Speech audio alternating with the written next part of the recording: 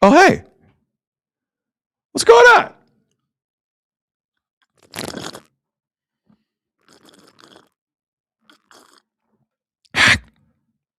No three-putting in the chat writes the following. Forza Italia. Woo. Forza Blue Jays. Woo. Forza Raptors. Woo woo. No Forza Leafs. Boo. Hit the countdown. Hit the countdown.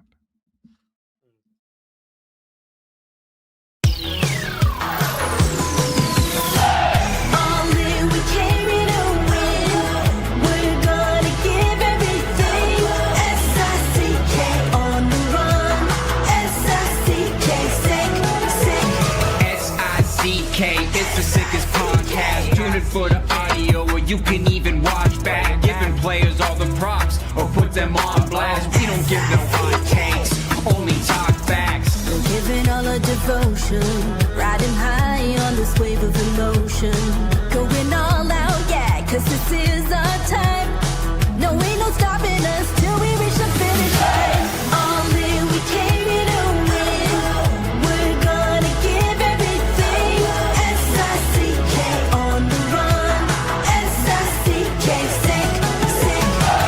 On fire, we're ready to fight. We'll bring the house down tonight. S-I-C-K on the run. S-I-C-K, sick, sick. Play it on the car ride, play it when you lounge. X and O, you know that we can hold it down. Shout out to my man Sammy, got it off the ground. And to all the listeners tuned in right now, got debates, analysis, and speculation. This is sports talk for the new generation. You know where to find us, got a reputation. Sick podcast, your number one sports destination. Giving all our devotion, riding high on this wave of emotion.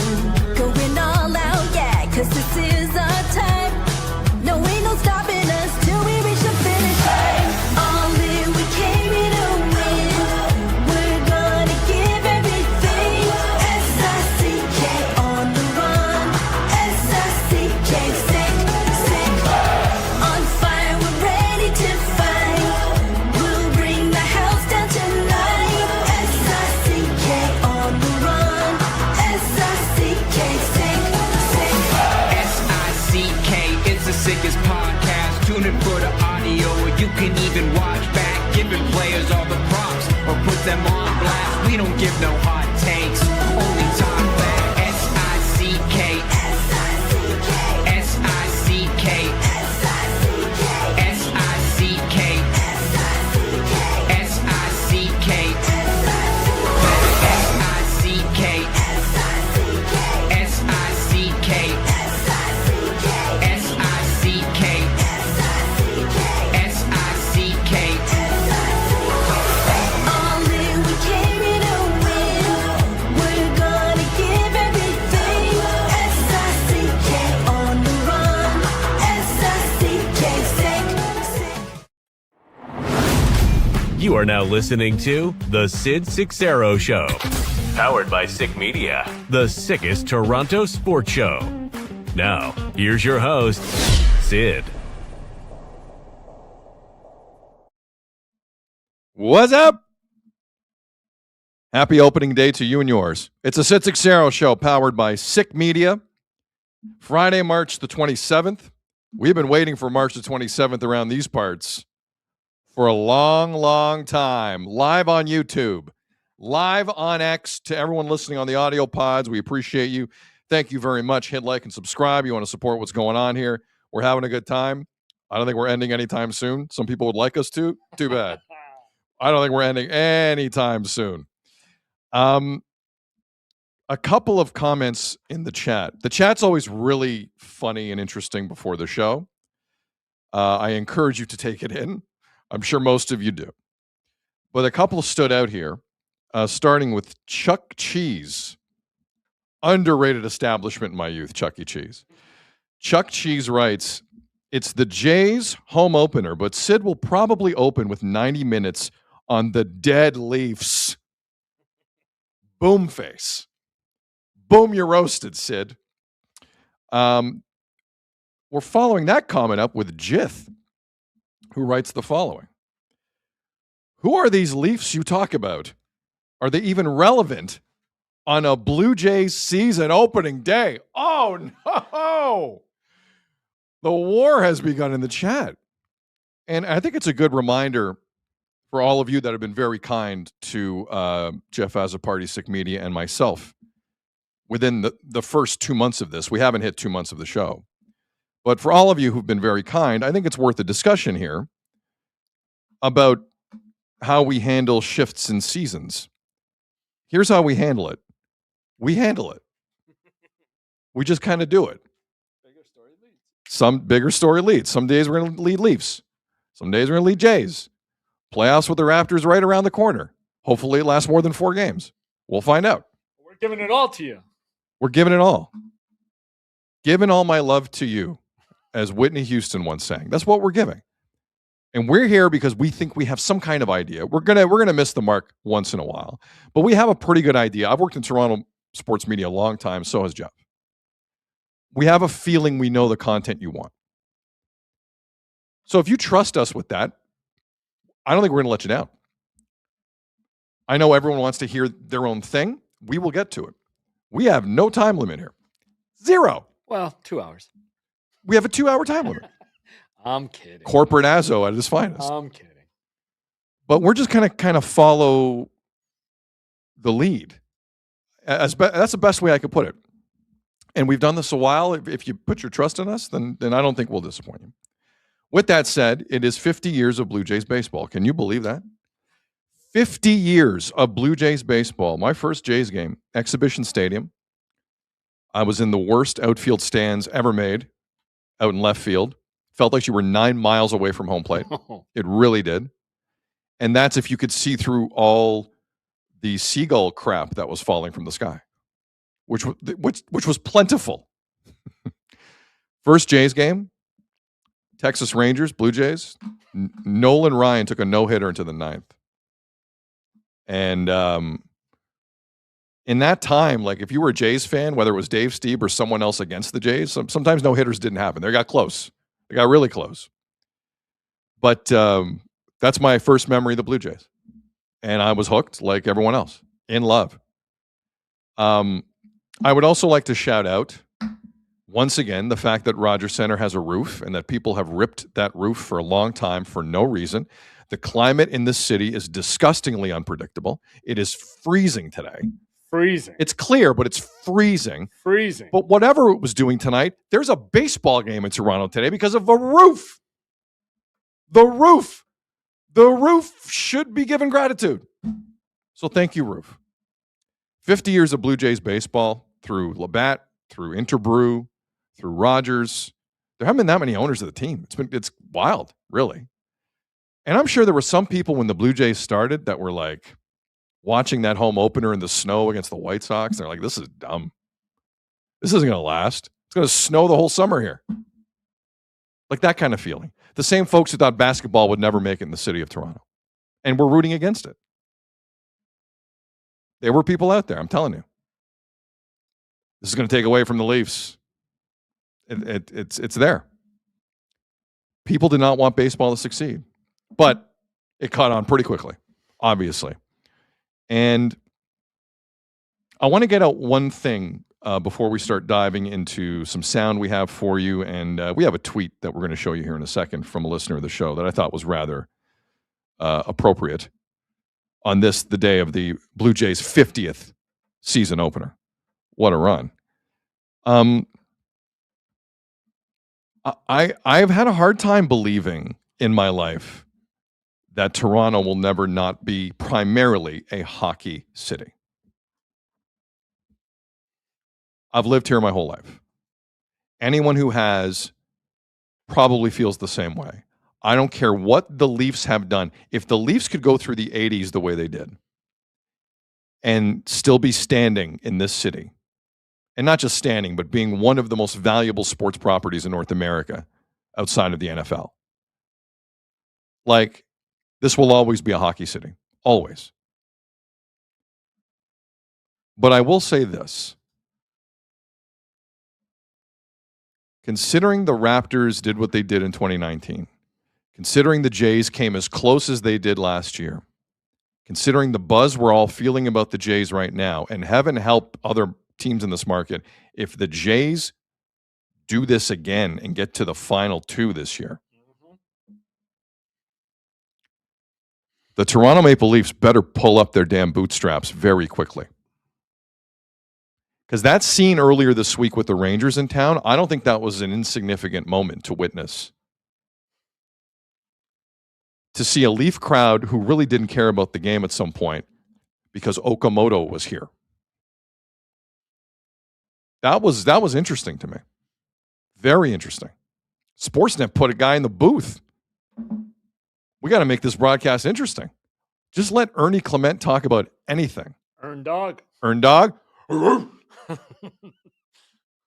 Let him talk about absolutely anything. This will always be a hockey town. I don't want to get stupid about it. It's just what Toronto is. But don't tell me the gap isn't closing. Don't tell me the gap isn't closing. And I think about that on a day like today with this much buzz. This much buzz in an offseason where the Jays didn't win. Like, what if the Jays won? Ooh. Think about it. They were close. Thanks. Thanks, IKF. Appreciate it. Thanks, Gravel at the base of the wall in left center. Appreciate it. Thanks, Schneider. Appreciate it. But I just wonder on days like today how far the gap really is between this being a hockey town and a baseball town. Because it's getting close. It's getting close. Like, let me ask you this. In all sincerity. In terms of the size of the parade crowd.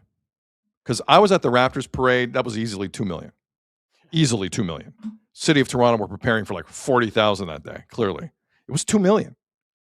University Avenue is a big stretch of Toronto. Packed. Okay? And that's just University. What would be the size of the crowd in downtown Toronto if the Jays would have won last November? And what would be the size of a crowd in Toronto if the Leafs win a Stanley Cup? How different are the crowds is what I'm asking you. And if you don't think there's much of a difference, then you are making my point for me. I could see the way this city was feeling last November, last Halloween night on the Friday. We're looking at 4 or 5 million people. You're shutting it down. You're asking the feds for money to help out with the crowd and bring in 4 porta potties instead of 2 like they did for the Raptors parade. What planning that was, John Tory. Like, I don't think the gap is as great as it used to be. Toronto is a hockey town. Don't get it twisted. I'm not that dumb. But it's closer. It's significantly closer than it's ever been. And hockey fans and baseball fans are blending into the same person in this city. It's the same type of passion. If anything, it's spreading wider across the country. And I wonder, because we'll get into the Leafs thing later. I wonder how far away we are from this not being a hockey city. I don't think we're going to get to that point at all. The Leafs are the Leafs. The Leafs are a significant, for most of my lifetime, ironclad brand. Winning or not. But the Jays are making a lot of noise down the street. As Sir Alex Ferguson once said about Manchester City, they are the noisy neighbors. Now, the difference here is that the noisy neighbors are owned by the same guy. So Ed can't lose. But the Jays are closing the gap. Do not argue with me that they're not.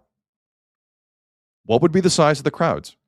Leafs win the Cup, Jays win a World Series. What's the size of the crowds in Toronto? If you think it's 10 million to 4 million, then clearly you think this is still significantly a hockey town. I think a lot of you might be thinking it's tighter than that. Just a little bit tighter. Just a thought. In terms of the feeling today, excitement, opening day, 50 years of Blue Jays baseball. This is a World Series organization, multiple-time World Series organization. I saw it. It happened. It's not like 1967 that's just a rumor. I saw it. I'm old enough to see it, and I'm old enough to remember it. So there's that excitement's there. Are you now getting the same feeling I am that like Bo Bichette wasn't liked to that extent? Because no one's really talking about it. Everyone's like, whatever. Bo's not here. We'll see. The Jays are like the 25th offense in Major League Baseball after April. Maybe the Bo Bichette noise gets a little louder. But I don't think there's any like Bo Bichette panic akin to the Marner panic with the Leafs. I don't feel that. And there's excitement. There's steel-eyed determination and excitement. And that's definitely in the air. But there's still a melancholy of last year. There's still that feeling of Jesus. Jesus, we were that close. And we got a tweet from a listener named Vicken. And for the listening audience, let me read you what Vicken wrote. This was last night, obviously. On the eve of opening day, the look says 1,000 words from November 1st of last year. And the picture he has posted is, I don't know if that's a TikTok or an Instagram, of just Vladimir Guerrero Jr. being the last person in the Jays dugout watching the Dodgers celebrate. Tears in his eyes. That 1,000-yard stare look from Vladdy. And I'm always kind of, I'm not over the moon convinced sometimes that the stay in the dugout and watch the other team celebrate thing. I think sometimes it's a little overcooked. But considering how Vladdy played in that postseason, what do you have, 8 home runs that postseason? Something crazy like that? Like a 2,000 OPS, no? It was nuts. Considering the voice he became for the franchise, considering the voice he became for the fan base, more importantly, considering how he looked in the WBC, considering this is year 1 of 14 years on that $500 million contract, 27 years old, that look, that could be the turning point of the entire organization in this iteration. Not even what they did last year. Him watching that. Hating Shohei Ohtani with every fiber of his being. Every fiber of his being. And who knows what other private thoughts he had about how Game 6 and 7 was handled. That's for Vladdy to know and the rest of us to find out. That kid did everything he could to win a World Series. A couple more hits in the World Series here or there? Yeah, maybe. I'm not going to rip him for it. They were only in the World Series because of him. But that look, as I'll throw that look back up, please. That look, everyone who watched baseball in this country, whether you were a bandwagon jumper or a fan since day one, or someone in the dugout, or someone up in the suite with Ed and Tony, a crippling loss like that will make us all the same. We're all equal in that moment. Vladdy was all of us. And the hope is, does George Springer hit another 32? I don't expect it. He's going to be 37 by the end of the year. Like, there are things we have to kind of dive into that are real. And Vladdy hit 23 home runs last year in the regular season. They just won the division. Just. They're going to need a bit more out of him. No doubt. But what is this kid thinking processing that scene on November 1st of last year? What is going through his head? That, to me, is the question of the season. It is tough on a 26-man roster, especially with a manager like Schneider who will just do ridiculous things in the wind, to put it all on 27. It's not easy. And he earned a lot of grace last year, for sure, as he should have. But this is the theme. This kid, Vladimir Guerrero Jr., and what he was thinking in that moment watching the Dodgers win. How do we get over the hump? The organization has to help him. Small thing. Organization needs to help him. Bullpen needs to not choke on it every time. That has to happen. And the coaching needs to be good. But to me, that is the thing.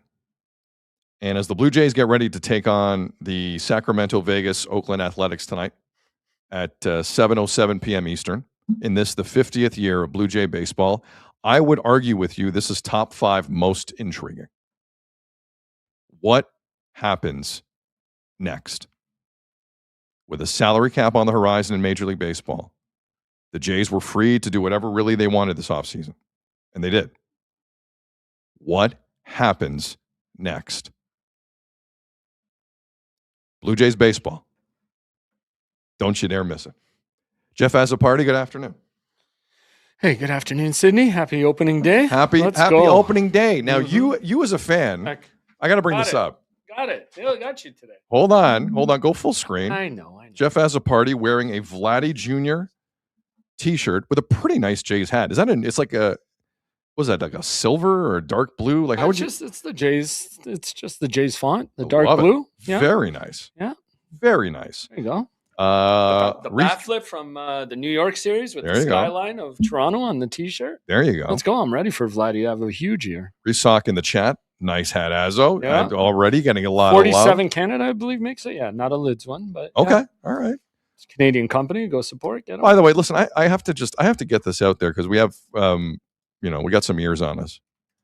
Azzo is basically a walking billboard for this show.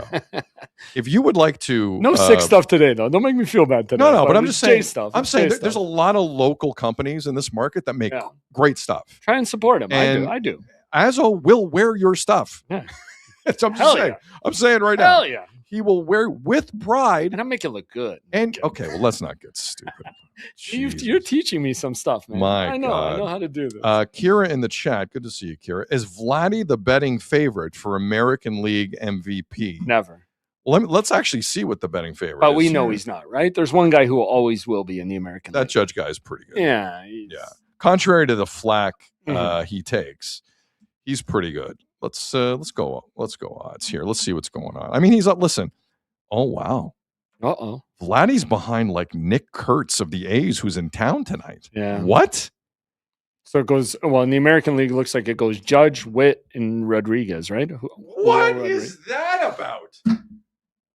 Nick Kurtz in second year? Get out of here with that. Raleigh's ahead of him. Wow. I like Kurtz, but second year player ahead of Vladdy for MVP? Where are you seeing that? I'm seeing him behind, but yeah.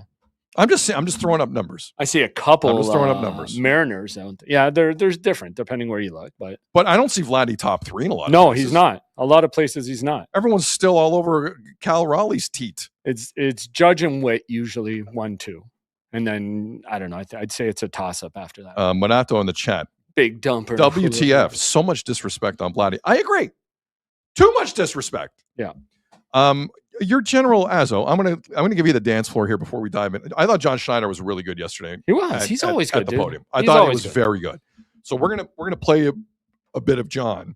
I'm not gonna call him Schneids. I don't know him like that. But we'll play a bit of John in a second. But your 50th season opener in franchise history, Azzo, like It's not mine, but yeah. Well, I I'm mean- not, I'm not as old as you. no, you're not much younger than me. Let's not start that conversation on air. Opening day for the Jays after that tornado of a roller coaster last year. So where are you at? Like, what are your expectations? What are you most excited about? What are you most concerned about? Like, where are you? Excited to see if this team can do it again. Again, how many times have we said it? Respect the process of the year, of the season. Need to see them get off to a hot start. I want to see them carry the momentum from last year right into this season, because that could keep them rolling. Like, I want to see that excitement just carry over and keep going. I think it's very important for this team. Yeah. Like, I don't think 23 home runs will cut it. No, They're not going to win the division I mean, with again, 23 home runs. I think Vlad's It's not. dialed in this year. You saw some of those hacks he took at the WBC, and even that last home run he hit in spring training, he was going for it then. Like, Oh, I he think you're was. going to see some big boy hacks this year out of Vladdy. Yeah. I just think it depends what happens around him, man. I voiced this to you before. Hitting in that second hole and hitting in that fourth hole, like, that's where you might miss Bo, is the protection on Vladdy. You need somebody to do that so they can't pitch around him. If they give him something to hit, he'll be up in that MVP discussion. By the way, Bo Bichette's first game with the Mets yesterday. Good news. No errors at third There you base. go. Bad news, 0 for 4. He had a sac fly. He had an RBI. Like I said, 0 for 4. Bo Bichette was 0 for 4 yesterday. Aaron Judge was 0 for what, 5 with 4 strikeouts? Yes. Cut him some slack. Yes, Bo Bichette and Aaron Judge, same MVP lineage. Yes. Hey. Let's John Gallagher in the chat. Let's try to win the East, wild card minimum. I feel like that's a safe yet accurate depiction of where Blue Jay fans believe the basement is, the floor is on this season. No, fair to say? I told you, yeah, for sure. I told you, as long as they get to the playoffs, I feel like they're built for the playoffs. Because in playoff matchups, you can do the mix and match more, right? You play the matchups and stuff. Like you can put people in and out. For To sure. do it over 162 games is a long stretch. And guys are going to hit downfalls. Like if you get rolling in the playoffs, which obviously this team showed they can do, I think they're built for the playoffs, man. And with the pitchers they have, if they're healthy by the end of the year, I like it. This is I like this tweet or this response in the chat a lot because this I feel like Jays fans might be here most of the year. Grim Reaper in the chat. Yankees, Red Sox, and Orioles all won their first game. This division's going to be something, man. Yeah, Pete Alonso. It really is, Got to though. be scared about Pete Alonso. Don't give me that with the Orioles. Don't stop it with the Orioles. Stop it. I'm not buying the Orioles at any point this year. At any point this see. year. I think one of those 4 falls off for whatever reason. Most likely it is the Orioles. Thank you. But Thank you. I mean, I don't know. Fab in the chat. Floor is any playoffs. Hoping division win, though. All right. A level-headed, thoughtful take. Well, you get to a wild card. That's what, best of 3? Like that can get scary. Depending Yeah, who your matchup wild is. cards inherently are. Again, if the Jays drew Boston last year, I thought they were in big trouble. Yeah. Because they just got destroyed by their pitching 10 days earlier or something like that. Like it was not going to be a good scene for the Jays. Sean of the Yukon writes, the AL beast. All right, so I'm getting the feeling. What about you? How about so same question you asked me, or do you want a more pressing question from the chat? You can ask me both. Okay. I will allow it, Azo. Okay. So what's your expectations for this team? We'll close with the harder question. I think if Dylan Cease is good, they win the division. Okay. I think he has the potential to, especially early on, and they wait for Treyu Savage to get healthy / not burn a year of service time. When Treyu Savage comes back in, I don't have high hopes for Barrios here. Like he's going to be pitching with the stress fracture. I know you're allowed to. Doesn't sound good to me physically. No, just doesn't. Basically, his elbow's It doesn't. broken. Yes. That doesn't sound good. It's Matthew Nyes. Can't make it worse. Yeah, I guess. Unless you do. Unless something else gets injured because you're overcompensating. I'll one up you on that. I think it's Gosman and Cease. They both have to be good this year because those are the guys you're looking to kind of make a relax on the bullpen. Days they could get off if they go a couple of extra innings each. Yeah. Like I think it's down to both those guys to be steady throughout the year. And I think Cease might have still those starts that. He's gonna blow up once in a while. His ERA will never look the way it should because of 2 starts. Right. It's going to have. I'm preparing you guys for the Dylan Cease.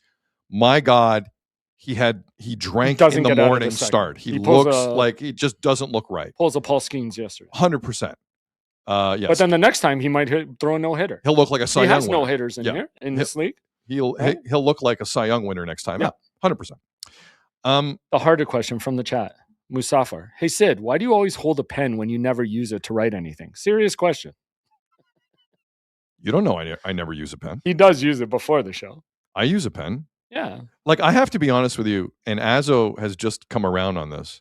I don't understand folks who do talk radio or a podcast or anything who don't have just like a simple piece of paper and a pen with them, because you never know whether I'm doodling or actually writing down something like DeJounte Murray is a jackass, like something to that effect. Like I have done this. A little reminder. Every one of these shows, I've always done them with a pen. I don't use the pen 24/7, but I feel like it's my crutch. And here's the thing. There's nothing wrong with a crutch. We've gathered some good content for you, and he writes it down. We have a plan. He writes it down. We got it going to make sure we don't miss anything. We have it in order of what we want to give to you. I'm like Keith Pelly. I have a plan. You have a plan. You talking to people? I think. Anyways, we'll get to that. We'll get to that. The Leafs will get their time today. Yeah. Believe me. Oh, yeah. Okay, John Schneider yesterday. John Schneider, 2-year extension in the offseason. Time out. Can I bring one more thing from the chat? A lot of people want to say Toronto is more a Leafs town than a hockey town.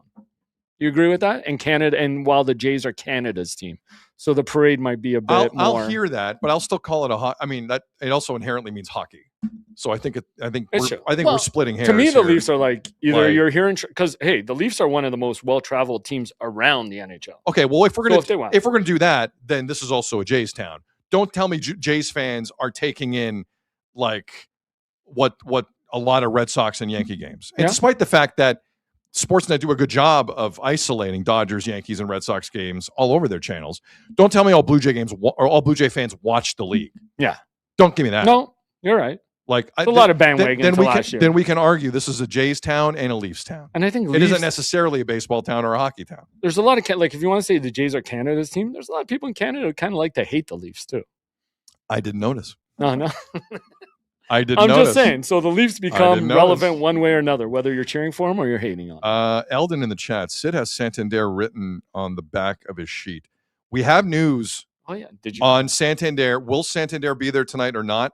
We got something on that later for you. Fitting handle here. Heartbreak Leaf says, yeah, get to everything, including the Santander update. A little later on. We will. Is he throwing out the first pitch tonight or not? We don't know. What? We don't know. Yeah. By the way, who is throwing out the first pitch tonight? I haven't seen. I think it's a surprise. Wouldn't it make sense? But they've done the Joe Carter thing, have they not? Well, on that you would wait for the day they unveil his statue. No. Yeah, they're doing that later this year. Correct. The Joe Carter day is coming this year. With the World Series statue, yes. I think you would have him throw it out. My guess would be considering it's the 50th anniversary of the entire organization. Someone who played in that first game in '77. I was going to say, why not Bill Singer threw out the first pitch that day for the Bill Singer's a great call. That's a great idea. Yeah, I checked. He's 81. He lives out in Cali, that was my other thing. Is he still with us? I did have to look it up. Well, you just don't know. I did look it up. Yeah, no, but that would be cool, right? The guy who threw the first pitch out? Someone on that field at Exhibition Stadium in April of 1977, yeah, I feel like needs to be there tonight. That's where my head went too. Unless, I thought it would have been Alek Manoah, just given his influence on last year, but he's on the IL. His influence, so it can't be. Manoah's influence on last year. Manoah had a piece of 1977. Big part of the process of the franchise. 1977 in Interbrew and CIBC and all the owners at the time, whatever they were. Yeah. Manoah had a piece of that. Good. Yeah. Anyway. All right. So, but I love the idea of someone from that game doing it tonight. The guy who threw out the very first pitch in franchise history would be amazing if he's in good. I don't know. I love Donaldson throwing out a pitch. I love Edwin throwing out a pitch. Jose. I love all the But you can do that all weekend, right? Bring Kawasaki back to throw out a first pitch. I would get out of my seat for Munenori Kawasaki. But I think today is special. Yeah. Today is different. Today is 50 damn years, man. That is part of a DNA of a city that is significant, real, and needs to be respected. I agree. And I can't wait. I don't think they're usually spot on in terms of first pitches. The Jays are really good, except for the day they had me do it. Yeah. But I'm looking forward to that tonight. Looking for Andrew in the chat. Craig Berube throws out the first pitch. I mean, a big win. I saw an Ernie Witt. Yeah, I saw an Ernie. I'll Witt take too. Ernie Witt tonight. That's from the Funky It's Fro. pretty good. I like that Ernie Witt. Very good. Okay, we got a lot of sound here. Let's dive into this. We're going to need a 3-hour show, Azo. We got to get through this unless corporate Azo is going to shut us down. Yeah. Nylander throws out the first pitch from Leaf Suddy. Oh, that's pretty good. Or Buck. But Buck's going to have his day. He's going to have his day too. I don't know. You kind of got to save that, right? Like, yeah. All right. Well, you know what? Just go left turn. Shai Davidi. I love Shai. He's one of the nicest guys in the business. One of the nicest guys. President of the Baseball Writers Association. Yes. So why not? I love Shai. Let Shai do it. Of course. Rance Molinik's another good one. Just some great but ideas. Wouldn't it be more like that's those mid-80 teams, right? Like you said. I think if you go back, it would have to be. I know what they're going to do. Chase in the chat has it. Paul Beeston. I thought about that. Who's technically the first employee in franchise history. Oh, was he? Okay, then definitely. Yeah, I didn't realize that. It should be Paul. Yeah. Oh, I've heard that story enough on Bob's show. Yeah. They've talked about that a lot. Huh. McCowan would always bring that up. I did not realize. Always then I'm 1,000% down for that. There's a Jerry Howarth here. Yeah, I saw that. Jerry has a mean heater. He does. For a small man, he's a mean heater. All right, John Schneider, Blue Jays. An extra innings loss away from winning the World Series last year. I still have a hard time kind of saying it. So Schneider was on the podium a lot yesterday, and the first clip we have here is him talking about What did he learn last season? Perspective of what's important, both on the field and off the field. I think being able to go through that with my family, I'll never forget, with Jess and the boys. It taught me a lot about trusting people. It taught me a lot about decision-making process. It taught me a lot about time management. So I think those things stick out as a manager. I think that you had to be really, really deliberate in real time and really, really prepared because it's hard. It is hard. And I'm glad Schneider kind of went down this road yesterday, because I think for him this year, and I know he just got the 2-year extension, so he's locked in for minimum another 3 years. The one thing I don't want to see this year from this team and its manager specifically is massive screw ups. I'm kind of over it. IKF being the one. How he's not a step closer to home plate, I will never know. And you have Major League Baseball people who've said that on record plenty of times. I really hope that the yips, the managerial yips, are out of him, because I don't want to see that stuff anymore. If this team has World Series aspirations, and clearly they do, and I don't know what the salary cap era is going to look like. I don't know if we have baseball next year. Yeah. I don't know if we have baseball next year. Whatever the future holds, I want that stuff with Schneider and you and I coming in here and everyone on Twitter going, what is he doing? I want that over. That is over your shoulder, rear view mirror. Do not turn around. And I hope he's learned those lessons. The reality is he's still a young guy with little experience at this level. I get it.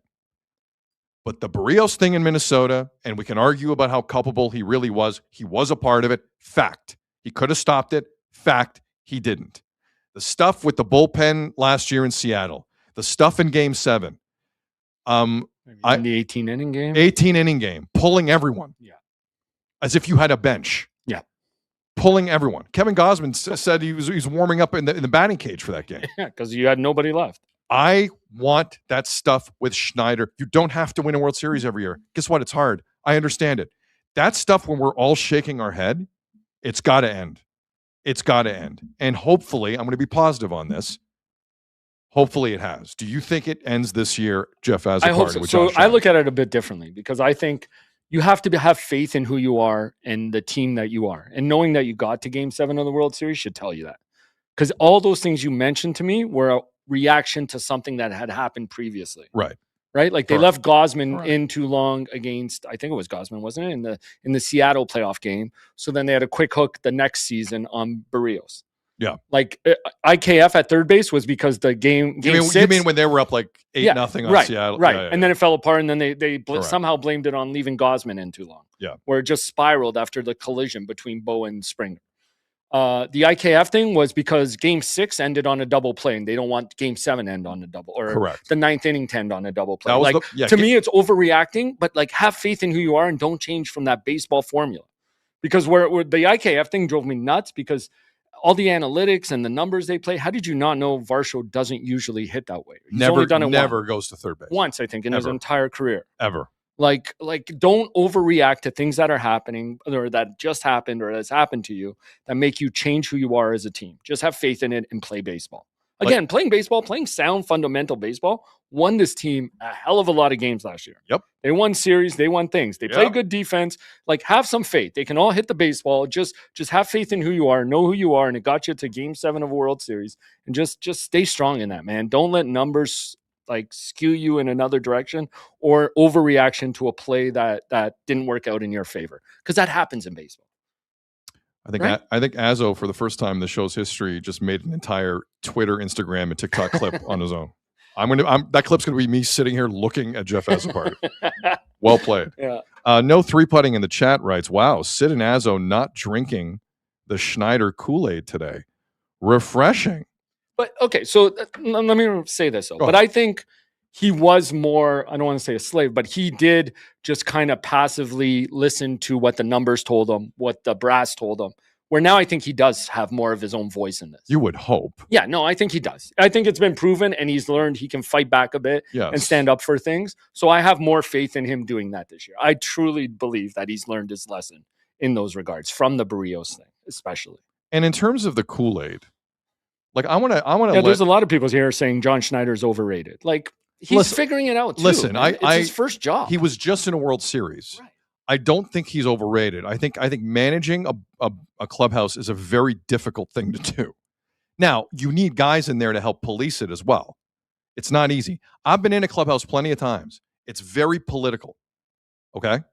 It's tough to know what every like I walked into a Jay's clubhouse once, and I guess it was after a PA meeting, a Players Association meeting, and someone in the corner, I'm not going to say who, like this was before a game, right, yelled out to the whole club. This is years. I'm talking years ago. This is not this team, but years ago. Any profanity? A little bit, yeah. But it was kind of like, okay, everyone's going to come around here when I tell this story. Okay, you all come it's just the vibe wasn't good, and it's tough to corral that. I don't care if it's a baseball clubhouse, any of you in business, if you're supervisors, okay. I don't care who you are. It's tough to get a handle on that if you've lost control of it. Right. John Schneider, that can spiral quickly. With the help of a few people, clearly, Vladdy, Ernie Clement, Scherzer, Bassett, there were other guys, Gosman, real leaders in that room. Real leaders.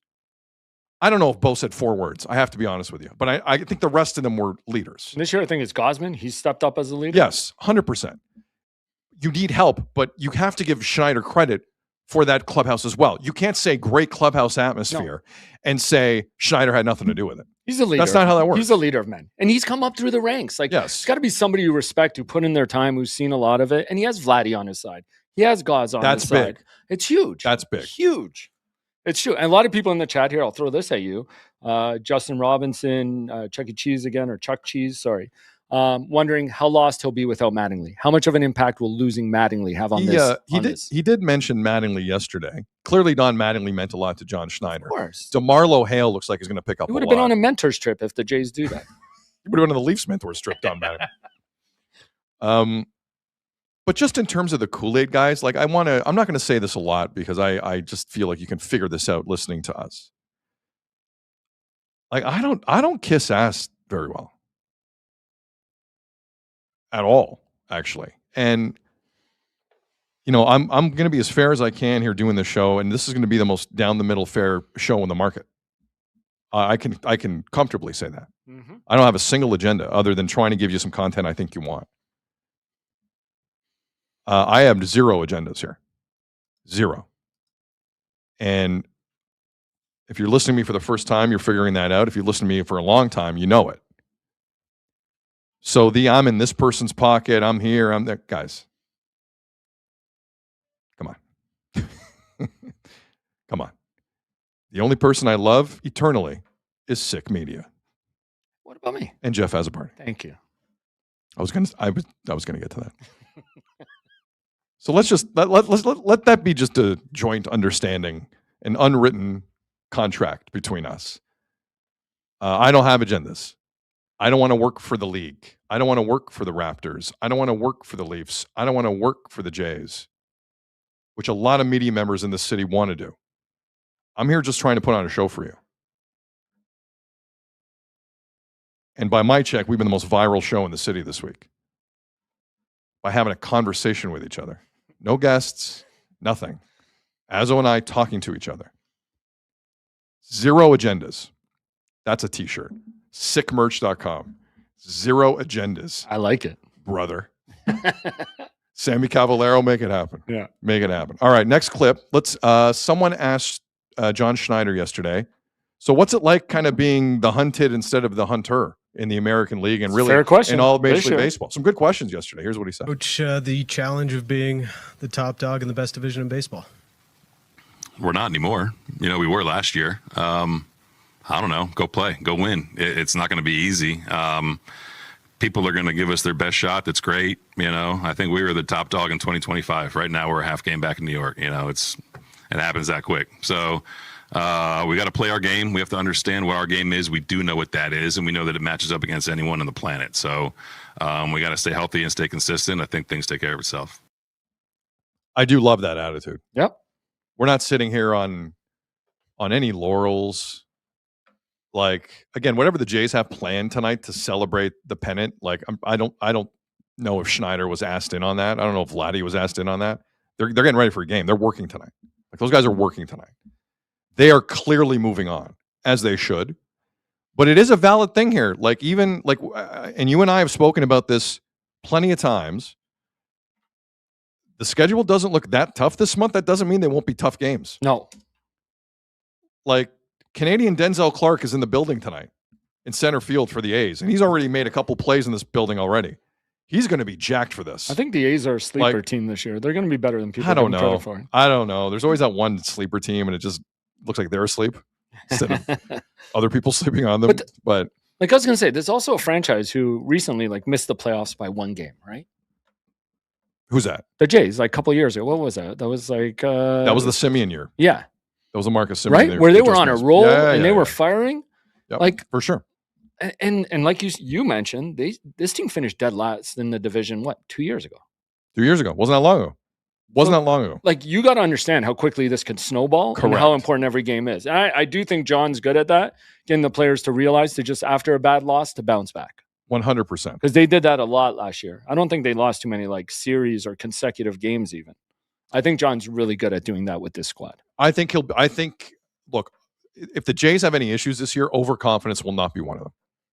I think there's enough either veteran voices in that room or mature young leaders in Vladdy, and Schneider definitely will not go down that road. That will not be the reason for anything. Right. I don't think. I agree with you. Dennis in the chat, the cool kids call him Schneids.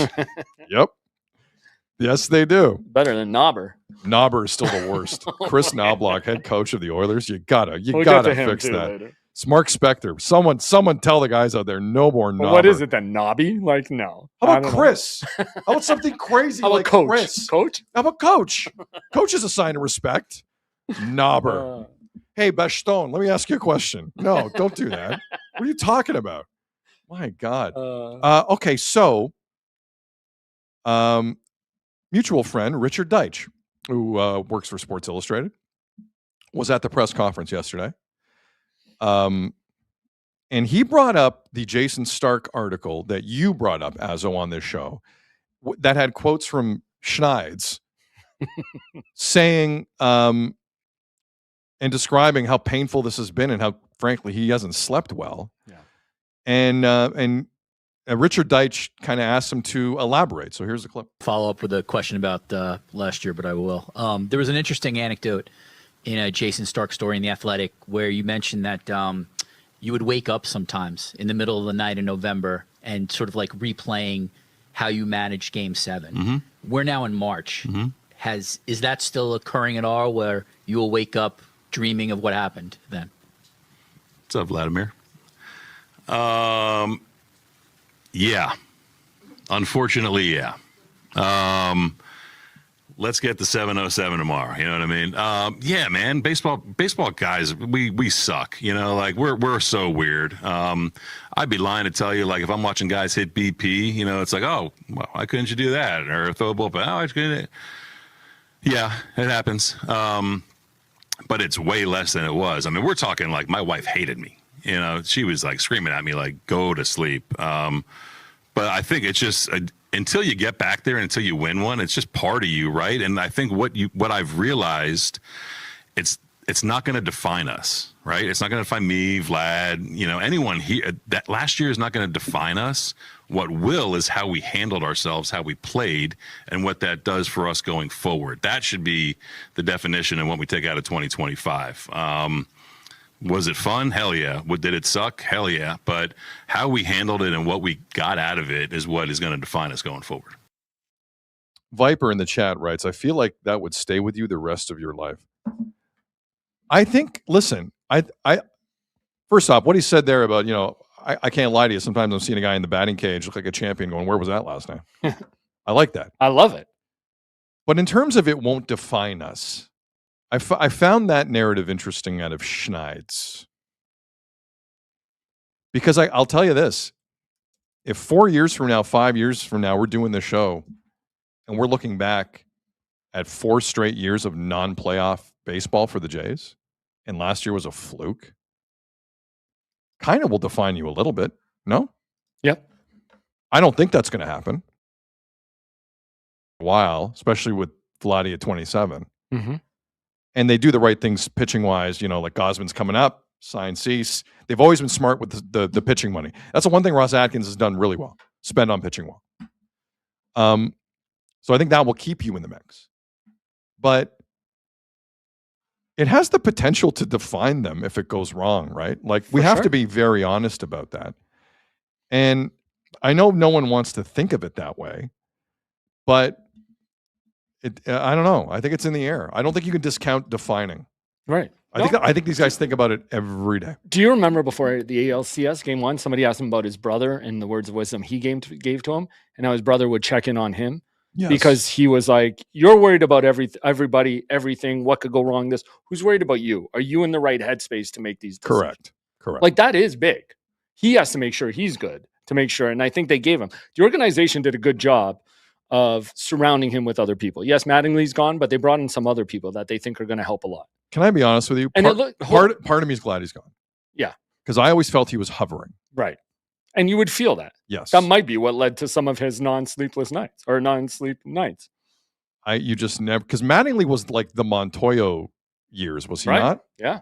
Like, he came in, did he bridge that, or was he right when Schneider came after in? Schneider. Sorry, he was after. I think the first year after wasn't Schneider. Montoya. No, Fair he wasn't enough. with Montoya at all. He came in after Schneider. But when they paired him with Schneider, which everybody thought, he'll be the next manager. Well, of course. Yeah.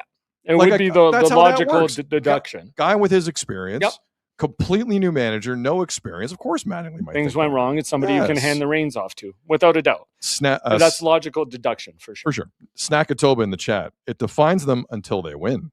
Well, that's what I was going to say. No, but I don't even know if I agree with that. Like, if they get back to an ALCS, that's a serious move. No, but you can have 100 coaches. Like, you can have all these managers, and I think I heard Barker say this yesterday. Like, you know what? When you have, or like the Leafs having 100 assistant GMs, if you're winning, it looks smart and it looks good. If you're losing, like, what are all these guys doing? No, it's true. Right? It's true. It's bang on. But if it's something that takes John off John's plate, that he can focus on the big picture or making sure to make the right decisions, then I'm all for it, man. Especially with the team with the expectations.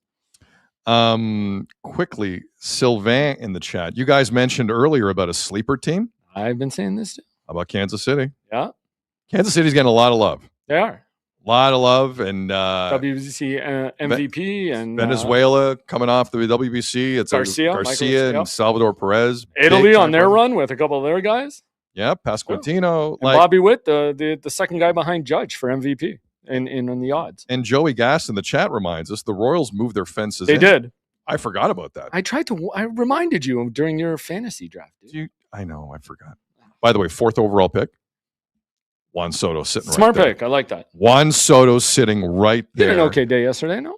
A couple of RBIs. Yeah. And someone immediately traded he offered me like Corbin Carroll and other pieces for him. Wow. No, it's a great, because he's a Mets fan, and every pool he does the same thing. Whoever has Soto or whoever has Lindor tries to get Soto or Lindor. You do that? No, I didn't do it. Yeah. I think Soto's going to have a no, but you pick guys you like cheer for. No, from your team? I'm all about like football. Do you go after all Bills guys or whatever? My fantasy sports philosophy is simple: try and pick the best team to potentially lose in the first round of the playoffs. You do. That's my philosophy. Yes. Talk to me about hockey.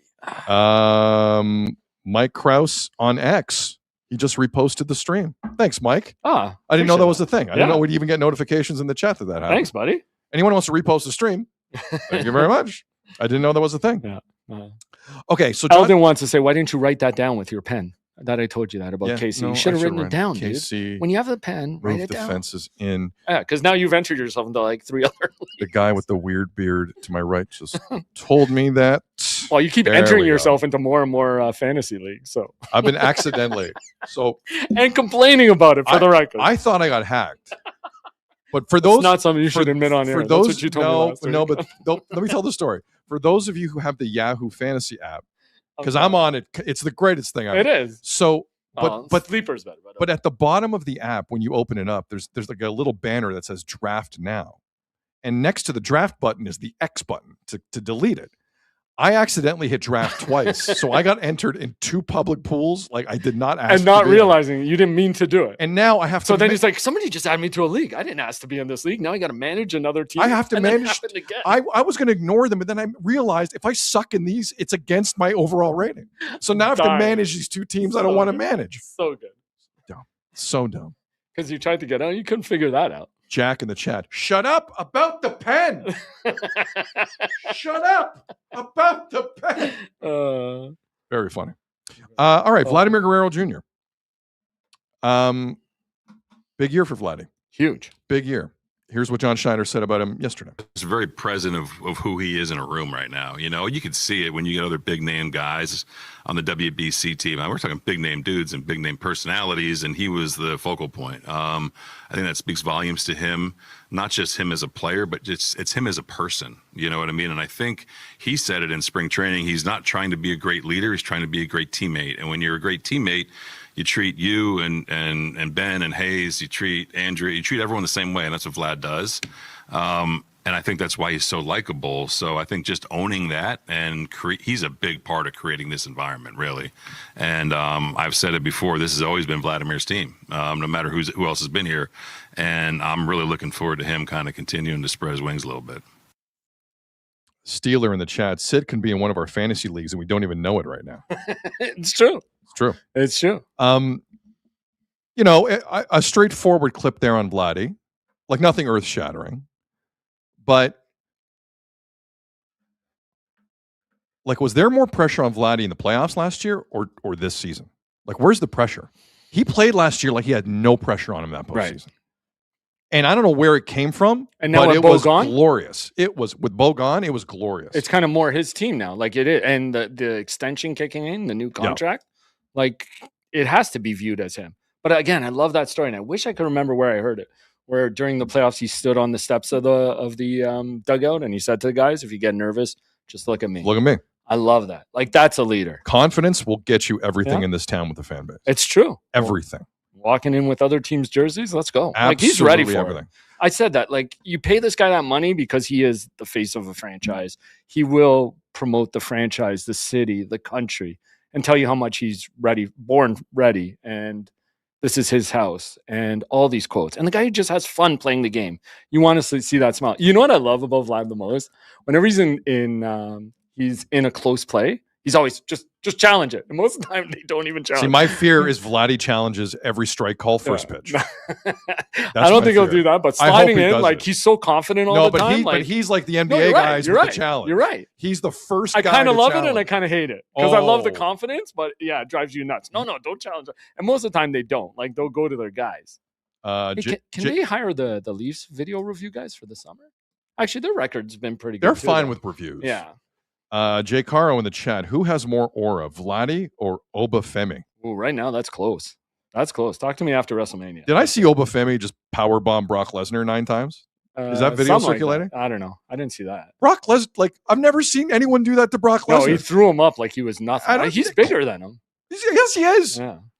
The clothesline out of the ring this week was the insane part to me. Okay, Azzo, let's go down the line here because I'll give you my answers too. Yeah. Vladdy's offensive highs in certain categories going back 3 years, whether he goes over or under that. Let's go with home runs. In the last 3 years, he has not hit more than 30 jacks in a season, believe it or not. Wow. Really? Yep. That is surprising. I'm going 100% over on that this year. And it might be like 32, 33. But, like, do you think he's going over or under 30? What do you think? Like, obviously, he's got the talent to go over. I think he's dialed in. Like I said, you see him taking more big boy hacks. I think he goes over. Again, it's just so important, those guys around him. I wish I had more clarity on who would be around him regularly. Okay, fair enough. But yeah, I mean, he has the talent. Of course he could go over, and that's what we all hope for. John in the chat, he's hitting 40. We'll all take 40 out of Vladdy. Without a doubt. 100%. And I think that's always been the expectation, no? Well, for $500 million, yes. Yes. That's the other thing. That comes with that too. So, yes.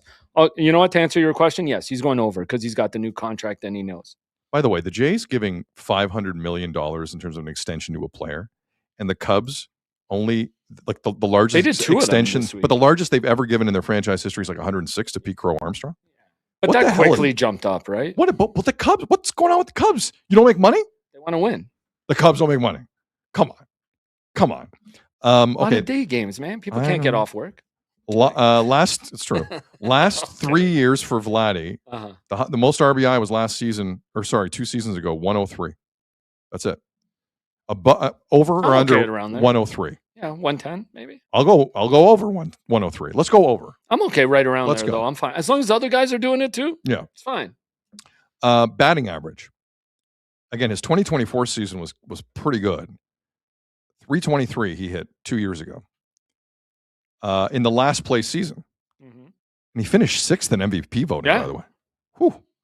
I don't think he hits 323. I think if the power is going to be there, I think the average is going to suffer a little bit. I'm going to go under on 323 for Vlad this year. For the record, he hit 292 last year in the regular season. Again, man, 292. I just think this could be such a peculiar season from him because in key situations, he might get the Ohtani treatment and guys pitch around him. I really do. I think that last postseason really scared teams of him. You can't pitch around him all the time. And again, it depends what guys are doing on either side of him. But man, I think in key situations, this guy might get pitched around a lot. He might. I do. might. I do believe he upped might. his level. Like the league views him differently after that postseason run last year. We have some more first pitch suggestions, pardon me, in the chat. Led Steelers says Mitch Marner's coming to town. And there's a lot of Another guy we'll get to later. a lot of people would like to see Obafemi Yeah. throw out the that first pitch. would be incredible. Well, if Netflix had wrestlers all over their feed the Yeah, other night, then sure. throw it. No. Go ahead, knock yourself out. All right, our last Schneider clip. I wasn't gonna put this out there, but I know you're like he's one of your most fascinating guys on the team. This I think year. he's so key for this year, man. So John Schneider was asked about Dalton Varsho. Hold on, you were thinking about me? Thanks, man. Oh yeah, I think about you. Appreciate I that. think about you 5 times a day. I'm not going to say what I'm doing. Yeah, don't tell me when. I think about you please. 5 times. Please a day. don't tell me. That's not information anyone needs. Sean in the Yukon, Elias Pettersson throws out the first pitch. Oh my goodness. There's some great stuff here. By the way, the Canucks were brawling against the Kings last I night. told you they Sid stayed on William? the yeah. But you know what it was? Apparently, and someone for the Vancouver province was there for it. Bieksa had lunch with all their young defensemen. Pettersson, Vilander, and Zeev Bouillon. But then somebody had a video. And then like a week later, everyone's fighting. But then there was a video of them at practice. 3 young guys stayed on the ice Yeah. for about half an hour They were after. practicing. And they were practicing Fighting. fighting or Yeah. how to like They were. square up and just how to protect But it was like a yourself. lunch. But it was a lunch that Bieksa had with him. But isn't this the perfect time to try that out? Why not? Yeah, now you can up ticket prices 10% because I they're know, going to be fighting. I know the more. Canucks are in trouble. Right? That Bouillon kid looks like a good time. I agree. He's going to be good. I agree. Sorry, back to Varsho. Contract year for Dalton Varsho. It's been a steady diet of great defense and injuries and a lot of power. If he could like avoid the injuries, whatever happens with Springer this year, because I'm expecting a regression from what we saw last year, I think Varsho can fill that hole if he's out there. Yep. This is what John Schneider said of future free agent Dalton Varsho. Spring training is like, fool's gold, right? It's tough to ignore what he did and kind of where he is, having a full off season without rehabbing a shoulder surgical intervention on his shoulder. And then just being 12 months more comfortable with his swing is a pretty good spot to be in. So Varsh is going to be a big part of it, man. And if he continues to evolve, when you see him work every day, I mean, you guys will as you're around him a little bit more, just the intent with which he's doing things right now with Pop and Lou and Cody is kind of on a different level. And he's gotten some pretty good success out of it. So you get buy-in and then you really start to cook with some oil there. So hopefully he stays healthy. And again, I don't want to put a floor or a ceiling on him because he's pretty damn talented. For the record, as Dwayne Casey taught us, the phrase is cooking with gas. Cooking with oil isn't as cool. Oh, Cooking with gas it is works. the term. It works though. I miss Dwayne Casey. Yeah. I'm a big Dwayne Casey fan. Who is? Come on. Dalton Varsho can he stay healthy? That's a big question. That's what we're talking about here. I think And he might have just figured it out at the plate, right? I think medical miracles happen in contract years. I do. I think there is something a doctor or a team trainer or an MRI technician cannot tangibly put their finger on in a professional athlete in a contract year. That's just magical. And I think teams can exploit that, whether it's Kevin Gausman in a free agent year, whether it's Dalton Varsho in a free agent year. Who am I missing in a free agent year? Who else is out? Gausman? Gausman. I mentioned Gausman, Varsho, and Springer. George Springer in a free agent year. Sorry. Medical miracles happen. I definitely hope it for Springer. It's wild. And for all of them, It's to be honest. wild to see. It's wild to try and He's had some put your finger on. He's had some weird injuries too, right? Yeah. Varsho? Yeah, but he's busted his ass to try and get back. And he was a too. guy who used to play catcher as backup. No, I know. So I don't know. His body's was getting used to playing all these games because he wasn't really a full-time player before he got here. Jake Haro in the chat. Varsho and Barge are having monster years. I hope so. As the last Jays thing before we move on here. But the Varsho thing, I do want to say, go ahead. I trust everybody who saw him, and Kevin Barker is one of the main guys I trust the most. And he said when he was down at spring training, he just looked like he was going opposite way with more power and just seemed more comfortable. Like he might have figured it out, or he's not thinking too much at the place. And I really hope that's the case. Between that and staying healthy, because we know he's one of the best defending center fielders in the game. Oh, for sure. What about if they give him an extension early in the year? Would you be okay with that? If they come to some kind of term with him? If he pulls a Nylander, he gets off to a good of a hot start, and they give him a contract? I wonder. His agent is Scott Boras, so I doubt it happens. If they can sign him, forgive me, how old is Varsho? Because I think that's relevant to this. Yeah. Dalton Varsho, again, his defense has been, it's not up for debate. He's 29. Like, he's 29. He'll 29. be 30 this year. Okay. He's 30 on July 2nd. So he's 30. I think it's really important for him to prove to you he can play 140 games. Yep. Okay. I'm good with that. If he can't, you might have to move on. Because this is a guy, let's You not might have to forget, move on. they traded 2 guys for him, right?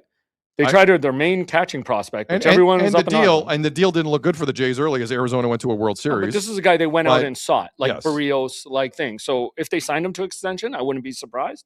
I'm just bringing it up because I wonder. Again, his agent is Scott Boras, so I don't think it happens. But I mean, Can he play? yeah, that's fair. That's all I care about. That's a very fair Can question. he play? The Jays are in no position, especially with a salary cap potentially coming in, to be throwing 25, 30, not 30, but maybe 25 mil at a guy Mhm. who plays half seasons. Right. I'm with you. That's not going to work. Sorry. That's Yeah. not going to work. If the contract's way below that, we can talk turkey. Which But- it won't be again. But 'cause of I his would agent. like to see in a year where everyone in that organization and in the market has big time ambition. Yeah. I want to see that you can come for the ride, man.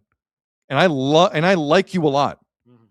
But this is professional baseball, and you either play or you don't. Because don't tell me there's not some kid, Clase, they got from Seattle a while back. Yeah. Classic. Like, yeah. They- I like him. There's some guys you can try, Of course. but No, like, no, I told you. just- He's one of the guys I hope comes up at some point this year. but my Because you also do need a plan for after Springer this year. what I don't like about this market is everyone's afraid of whether the player will want to stay. Guys, sometimes it's got to be the other way around. Are the Leafs or the Jays or the Raptors worthy of keeping this player? Is that player worthy of being here? But again, this brass who just got re-upped themselves in Ross Atkins, Mark Shapiro, they went out and got this guy and gave the up at their number one prospect. But I think, but listen, at the time to get everything him. I've heard about Ross is he's a stone cold killer behind the scenes, Yeah. and he will cut your throat if it makes him feel Well, better. he has a price point and Okay. he usually doesn't Like go let's past like he's let get the soft spoken stuff out of the way with Ross. Ross is in that any GM is in that chair because they're an ass, and they have no trouble ending your career. Zero. They are some of the most ruthless people in business, professional sports managers. I just think most of Period. the time they have a price point and they're not willing to go above it. It's even what but- took so but that- long to get Vladdy. And I'm fine with that. Yeah. I'm fine with that. Okay. Ed had to get involved to get Vladdy. Yeah, no, I know. Agreed on that too. Um, But I just wonder if that they went out and chased him. They brought this guy in and gave up 2 players, not one, including their top prospect at the time. Yep. Does that put more pressure on them to try and sign him and keep him here? But I'm with you. It depends how much he can play. I got to see Dude, Varsho I think play. last year he had like the most home runs per 9 innings he played or his, whatever. His home runs per was 9 crazy. were ridiculous Yeah. last year. Like Like he's got it. He's right there. You're right. But He has to stay healthy. but But the way he plays the outfield. 71 games last year, 136 games the previous year. Now, like he had a stretch where he played 150 back to back with Arizona, back end of Arizona, first year in Toronto. So it's not like he doesn't have a history of doing it. He does. Mhm. But his career, for the most part, has not been that. This No. is a guy that No. misses, like his other years. First full year was 2021, 95 games, And he was like, he was playing decent. But I don't think it was like, viewed as an everyday player then either. True. I don't like what's going on with him No, physically. but you're and right. I'm worried. A guy has to I'm prove worried. to you he can play the majority Yes. of the season. I agree with you. 100%. I mean, that's why, again, with Vladdy, I think it took him a while to realize how much were people worried about his body type and that he could make it through a season. Deservedly so. Right. Yes. No, I'm saying, but that's why Deservedly he didn't get a contract right away either. No, you're right. You're right. One last thing on the Jays here, and then we'll talk about the greatest moment in Italian soccer 70 history. minutes on the Jays. Man, I'm loving it. Gabriel Santander. We have a Santander update coming up at the end of the show. We're going to break Is he it up going a to be little. there tonight or not? Are the Jays concerned about the reaction or not? Will you cheer? Will you boo cheer? when they announce them? If they announce them? What gets a bigger cheer tonight, Santander or the AL pennant banner? I don't know. We'll find out tonight. Do they show Alec Manoah on the big screen, on the Jumbotron? Dude, Alec Manoah. We want to give a shout out to Alec Manoah, if he's lucky, is like a bartender up in the Corona Lounge tonight. If he's lucky. Okay. I'd go see him. That would be a hell of a draw, actually. Yeah. A lot of, how about that? You get an old school Jay just to bartend for the evening. That would be amazing. You sell the That's place actually out. a great idea. You sell the place out and Ernie Witt is making you margaritas. You can up the price from $20 Oh goes my to God. $30. I'd pay for that. Hell yeah. I don't pay for anything. That's a great idea, dude. Oh, that's great. You have in that section where they have all the Yes. commemorative stuff now, There's an Ernie There's Witt's. a bar? Ernie Witt's shaking a mixed drink. doing the Tom Cruise cocktail. Love it. Oh my God, that would be amazing. Manoah as a DJ in the Corona Lounge. Even better. Actually, that From is Jay better. Caro. I could see Even that. better. I I could like- see that. I love that idea. He does look more like a DJ than a bartender. I'll give him that. Yeah, it's true. It's true. So good. Last thing on the Jays. At this time last year, you know who we weren't talking about? Barger, Ernie Clement, and Nathan Lucas. Yep. Where's their headspace? Ernie Clement's a rock star right now. And the other two are pretty comfortable. Do you think the hunger is the same? Because last year was an I belong here moment for all three, and no one's going to take this away from me, and I'm going to get a shot. Do you think we should be expecting similar things from the Bison's three?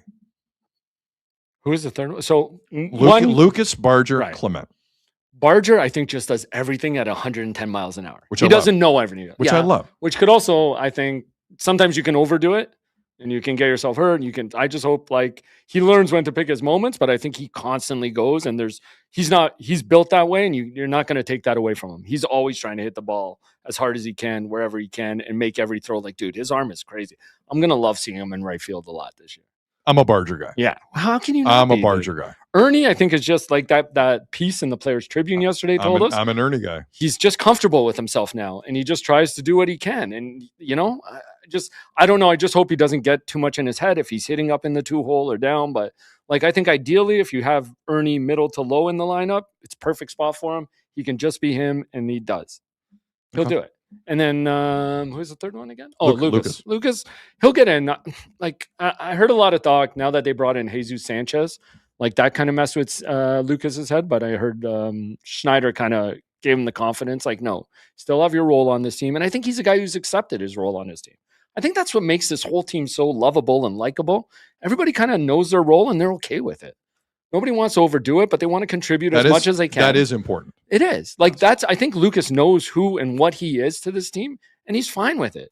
He doesn't have to overshoot. He doesn't have to overperform. He knows they're going to put him in the lineup when they need him, and all he has to do is show up on those days, which he does. But knowing their role, I'm glad you brought that up, and forgive me. I missed this clip at the end of John Schneider's Vladdy comments. Yeah. Can you pull that up again? Can you run the Vladdy? Yeah, of Or is course. that too much of a pain in the ass? No. Go Yeah, ahead. I want you to pay attention to what he says here at the end about him being a leader, and this has been You want me to play the full thing? this again? has been his team the entire time. Listen to what Schneider says. Of who he is in a room right now. You can see it when you get other big name guys on the WBC team. We're talking big name dudes and big name personalities, and he was the focal point. I think that speaks volumes to him, not just him as a player, but it's him as a person. You know what I mean? And I think he said it in spring training. He's not trying to be a great leader. He's trying to be a great teammate. And when you're a great teammate, you treat you and Ben and Hayes, you treat Andrew, you treat everyone the same way, and that's what Vlad does. And I think that's why he's so likable. So I think just owning that and he's a big part of creating this environment, really. And I've said it before, this has always been Vladimir's team, no matter who else has been here. And I'm really looking forward to him kind of continuing to spread his wings a little bit. Love it. That's why Bo left. Yep. That's fair. And also 40 plus million or whatever he's making with the Mets. Did you hear Gosman when he talked about Vladdy? Everybody was just glowing about Vladdy yesterday. But this has Gosman called him the perfect franchise player. But this has always been his team. 100%. We have not made enough of the Bo Vladdy dynamic and how it ended. Okay. I'm not saying anything untoward happened. I'm just saying at some point this whole thing moved. But it gradually happened. It organically happened. And then it super organically happened when they threw $500 million in his face. Right. Yeah, no, it's true. It You're bang on. super happened when that You're happened. bang on. And Bo Bichette. It was clear. It was clear for Bo Bichette. It would never be a team. It's I'm second fiddle. Or not even be on par. And I'm moving on. Yeah. Very Mitch Marner-ish in nature. Now there's a lot going on with Mitch. No, let's not. I don't want to relitigate. Although we're going to bring up Mitch a little later on. Get going. But it was always his team. Yep. And I don't disagree with. And again, Schneider. Gosman called him the perfect franchise player. Imagine that. Like that's such a great quote. Now it's easy to say when the guy hits 8 home runs in a postseason. Right. Well, but it is. It's easy. Let's be honest. So in the here. end, it's like, easy this to say. team's only going as far as Vladdy takes them. Well, they did win a division with him hitting 23 home runs. Like it's possible for them to still at least but I mean get to where they need to be. To the pinnacle. Oh, the pinnacle they need Vladdy. 100%. Yeah. If Vladdy's going to live in a world where he hits 25 homers in the regular season and go Reggie Jackson in the postseason, everyone signs up for it. Because that's why you pay the guy. Yep. You don't pay the guy to practice. Practice is free. Batting practice is free. Like he does have to still be their leader in the regular season. Like even when that was all going on, his OPS and his on base, like that was all through the roof, right? But yeah. No, you're right. You're right. So like in some ways, he still has to like honestly, I don't think this team is as patient as they were last year. If Vladdy didn't set that tone too. Yeah. See, the one thing about Vladdy, he had a lot of walks. What was the walks last year? Like it was crazy too, right? Vladdy's walks. Yeah. Did you his on base. His on base and stuff because he wasn't getting a lot. Like yeah. I think he set the tone because they are a patient team, and that's what you have to do. Now we can have the discussion about a $500 million just getting a lot of walks and not intentional, and whether or not that helps you. Contract hadn't kicked in last year. But we should no, the contract hadn't kicked in.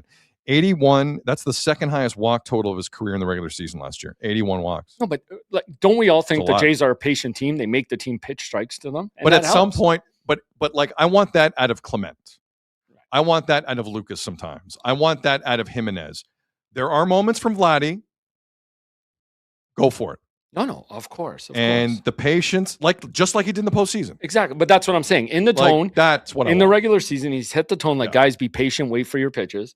And then in the postseason, he's like, watch me go nuclear. I can lead you guys again. He said to them, watch me. I'm going to lead you. For sure. But still be patient and pick your teams. Again, the Seattle Mariners were not a patient team, and it cost them that ALCS last year. Anyway. No, they weren't. And Eugenio Suarez was the worst guy to have in certain situations on that team. Yeah. Like, I think, Jay, the one thing... So was Julio Rodriguez. And so were a few of those Yankees. Yeah. Yeah. Trent Grisham. Boom. Not the guy you totally wanted. Right. Yep. Cody Bellinger. Not the guy you wanted. Judge, I can't rip because he actually had a good DS. But the Yankees were not playing that type of baseball that the Jays were playing. Right. They were not. And it showed. Game 1 of 162. Tonight. Rogers Center. Sacramento, Vegas, Oakland Athletics against the Toronto Blue Jays. It's going to be fun. Baseball's back, baby. I just like having baseball on every night. Like, you can just put it on and leave it there. You know who else? You know who else loves baseball back? Betway. Puck drops, tip-offs, first pitches. When the game is on, you call the shots. Head to betway.ca and bet your way. Must be 19 plus. Play responsibly. As I was taking a look at the schedule tonight. Good schedule. Decent schedule for Friday night. The Jays, you look at their matchup against the Athletics. A lot of people like the Athletics. But good energy in that building. Kevin Gausman, 10 career appearances against the Athletics, 3 ERA. I think Gausman has a good game tonight. Wow. I think the Jays look very good tonight in a building that sometimes hasn't given them the best opening day luck. It's true. I think the Jays have a big evening tonight.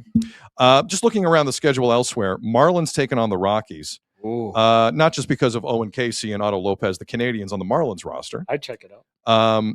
Did you hear the Rockies lost 119 games last season? I did. I did. I think the Marlins are going to have a big night tonight. And the Atlanta Braves are going to take on the Royals, the IT team around Major League Baseball, the Kansas City Royals. Walt Weiss, new Braves manager. He's making his debut as their manager tonight. Braves have 8 pitchers on the IL to start the year. Something 8. they didn't go get. I know. 8. I think the Royals are going to have a good opener to their season this evening in Atlanta. So just a taste of what to expect tonight around Major League Baseball. Okay. You know what's funny? Can I just add something to it? Go ahead. I saw the get-in prices to games tonight on opening day around majors, and I think the Dodgers are up at the cheapest ticket is close to $200. Yeah, I can. And see then that. everything else is like 50 to 150, and then the very bottom was that Rockies Marlins game, $17. But you can see some good Marlins. No, of course. I would. They're a conjure young that. team, man. Listen, that first game for the Dodgers, if I see, I can see Shohei Ohtani and Yamamoto. Mhm. I know Jays fans never want to see Yamamoto again. But if you tell me I'm going to a game where I can see both, yeah, I'll pay for that. And again, it's opening day. That's Who good. doesn't like going on opening day? It's true. You don't like opening day. I hate opening day. Why do you hate opening day so much? Because I don't hate it. Obviously, I'm excited to have baseball back. No, but we're talking Being about in the physically, stadium, being there. Like I asked Azzo this week, are you going to opening day tonight? And Azzo has a canny ability to get into the Jays game whenever he wants. And he's like, I'm not going to opening night. I'll take invites to Jays games too. But I asked Azzo, why are you so against attending opening night? And your answer was what? It's a mix between St. Paddy's Day and Valentine's Day, where everybody thinks they have to be there tonight.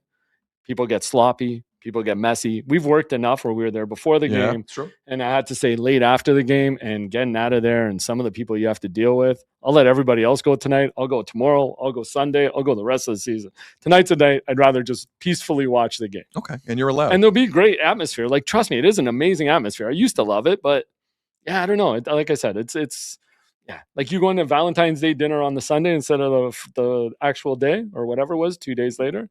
I'll do that. And it's like St. Paddy's Day. Everybody, even if they're not baseball fans, are just down there to be a part of it and to drink. You're saying everyone's an expert drinker on St. Paddy's. Right. Everyone's an expert lover on Valentine's Day. Yeah. And everyone's like a big... But you feel you have to do it that day to show that you're a real fan. But you're saying being around a bunch... It's like watching the Super Bowl with someone who hasn't watched any football all year. Yes. That's why you're annoyed at opening night. Yep. Okay. I understand that. Mm-hmm. Falafel Waffle in the chat wrote in and said, hey, Sid, just tuned in. Can you start again, please? Hey, you got 40 minutes left. Let's go. Is this a hockey town? Or is... No, I'm not going to do that. Falafel Waffle, appreciate you. Go to YouTube or X or download the pod if you'd like to listen again. Honestly, one of my best starts in a while. So Let's Steeler. I don't know about this. As we're getting wiser and older, just getting older, maybe. I don't know about wiser. No, that's not fair. Maybe I can just not deal with people as much fair. as I used to. Azzo's not getting wider and older. Oh. Did he say, was that wider? Wiser. Oh, wiser. Oh, sorry. you jerk. Especially after that College of Sports Media picture, everyone's like, "How cold was it that day?" I was wearing like five layers of clothing. I thought it was freezing. I thought he said wider. I'm sorry. My bad. Just because you got complimented the hell out of when we went for dinner the other night. Chase in the chat writes the following: I'm going tonight to the game. I get what you're saying, Azzo. I worked 5 home openers on the game staff. It can get kind of crazy. It does. I think maybe working it for all those years where we did live shows down there, whether it was with you or with Bob. But those were fun shows. They were fun shows. I thoroughly listen. Full disclosure, a lot of people around me who just panic for the sake of panicking. I genuinely enjoyed doing those. The show itself? Yeah, the show was. We were laced with guests. On this field. Like Donaldson's walking up to the desk and it was a great time. What I'm talking about is after Great when they time. don't have a ticket for you and you got to stick around to the end and you're just walking around and people are on one. But I'll say that. Listen. Then go enjoy. I'm just going to remove myself for today. I'll go tomorrow. But if you're also drinking like a fish, what's the problem? I don't see the issue.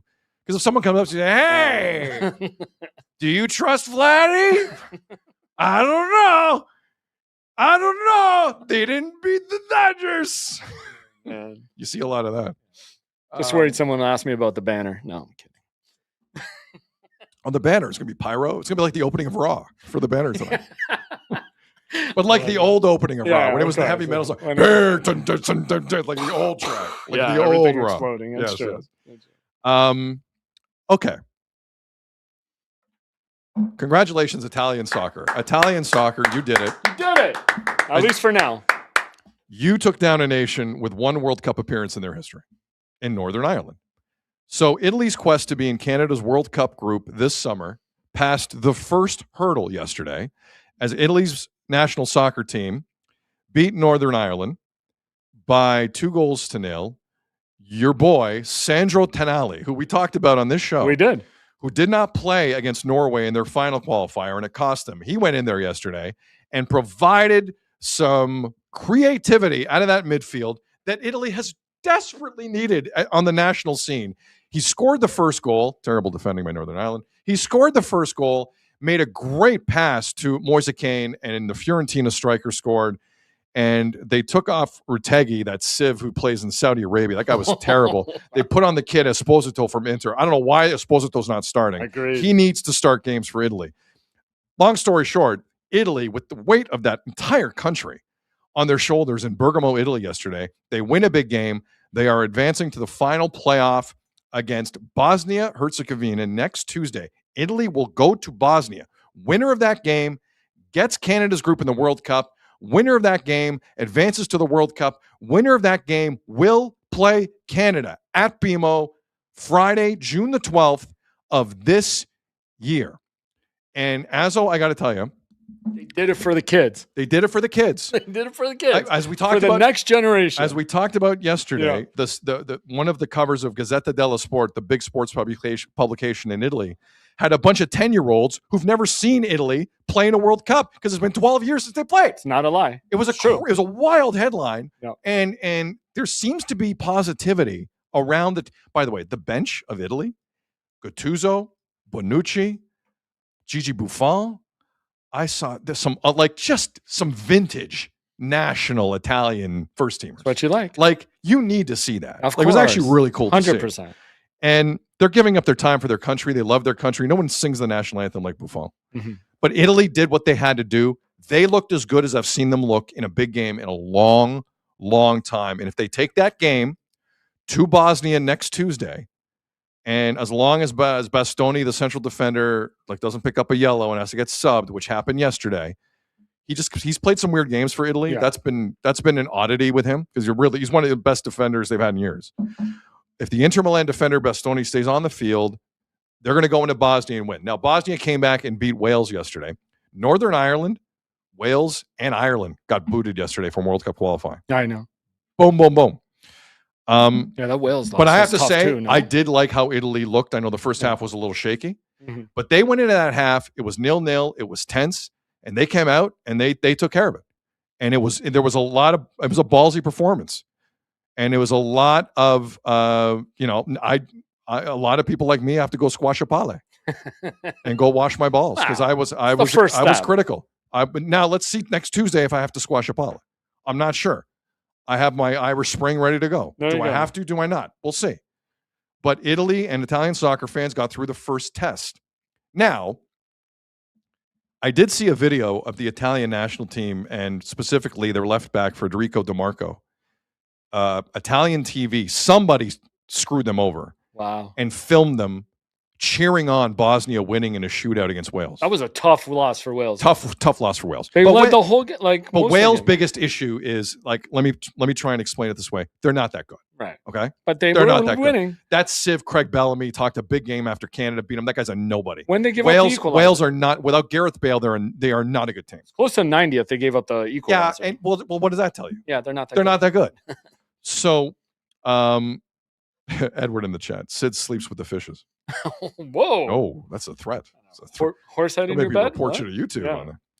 on it. That was a good performance for Italy. That will get. Is it the best I've ever seen? No, but that will. If they bring the same thing to Bosnia next Tuesday, they're going to the World Cup for the Okay. first time. And then what in if they bring 12 the years. same thing to Toronto?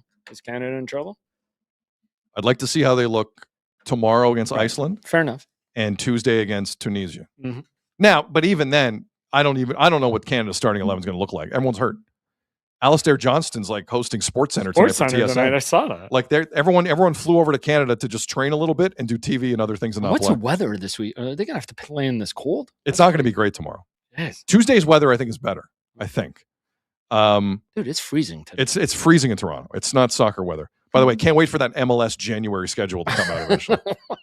What are they thinking? It's crazy That's to think about crazy. that. That's what they want to do. Anyway. Scorpio in the chat. Craig Bellamy of Wales sucked as a player, worse as a manager. Whoa. Preach, Scorpio. There you go. Too cold, Scorpio. That guy forgot about sucks, that. Bellamy, and he's got a big mouth on top of it. Napoleon complex. The guy's 4'9". Shut up. Go beat Bosnia. Go home. Unbelievable. Again, Italy are going to get through. If they bring the same temperament, they're going to get through, I think. And then it's game on June 12th at BMO. Yep, sure is. Holy cow. By the way, so much fun. By the way, I hope they do it. It'll be super fun. Azo and I and the good folks here at Sick Media, we're kicking around how many live watch-alongs we're going to do for the World Cup. My vote doesn't matter. This is the only time corporate Azo's vote doesn't matter. No, I'm down for it. Let's go. It's going to be so much fun, dude, this summer. But I'm baseball. But I'm going to throw Cup. this Let's out. go. I'm going to throw this out to the chat and everyone listening because I think we have at least a group stage plan. I don't know what the knockout stage looks like, but at least for the group stage, our plan is this. Because the Olympic watch-alongs actually worked out really well. They did. Like you guys were very kind They to were us fun. there. We're Diego Ruiz says ahead. all the games. Just do it for all the games. games. Live watch-alongs, all the games. Yeah. I got to listen. Portugal, Uzbekistan is on the schedule, so we're pushing through. But the what we're thinking of is all the Canadian group games. Yep, there's votes for that already. Unless you and I are physically at BMO on June the 12th, I'm leaving the door open for that. I don't know if a nice rich person with a box would like to let us in. We'll take pictures. Can we throw the first pitch at a soccer game? Alec Manoa will do. There we go. Yeah. So we're planning on doing the Canadian games for watch-alongs. This could change, but we're planning on the Canadian games, the Italian games if they get in, and the Portuguese games. So that's the plan. Don't get angry about England. Don't get angry about Spain. It's just in France. Like we'll get to those teams eventually.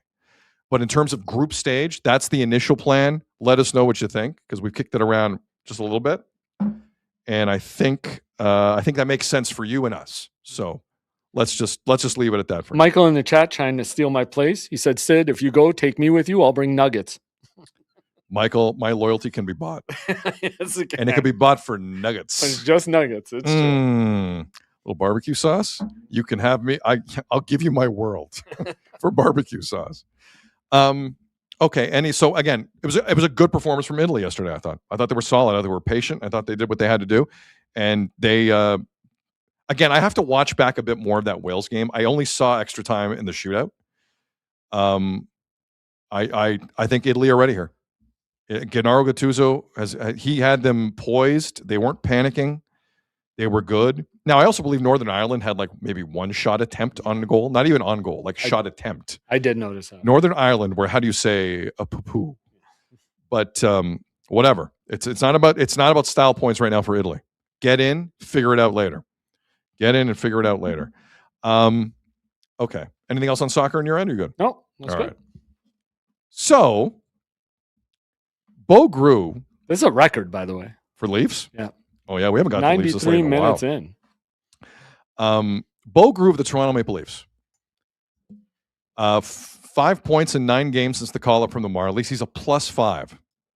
So obviously today the Leafs sent him down ahead of tomorrow's game in St. Louis. Now, one of the reasons they sent him down was if he played one more game, then he would need waivers, which I kind of understand. And Craig Berube actually spoke to the media today and said it was Bo's idea to go down. And he also wants to help out the guys with the Marlies. In the playoffs. In the playoffs. Which is key. Which part of me doesn't believe at all. Like you're in you busted your ass to be in the National Hockey League. But he spent more time with the guys in the Marley. No, stop it. Stop it. You're bussing it. Have you seen this city celebrate a Marlies win? Just for the record? I have just for the seen. record? Yeah. I have seen dude, Kyle Dubas get very this is the excited opposite about a Calder Cup.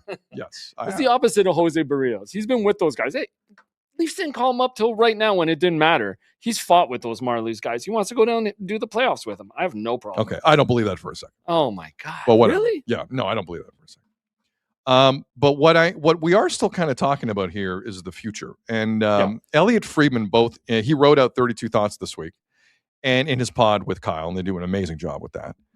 The The first thing I want to point out here is a very quick blurb that Elliot put out about Austin Matthews in the blog itself. And I'm just going to read it verbatim. Elliot wrote this. I would not rush to assume anything about Austin Matthews' intentions. There is much to play out before we get a true understanding of how he feels. While there are changes coming in Toronto, we don't yet know what they will be.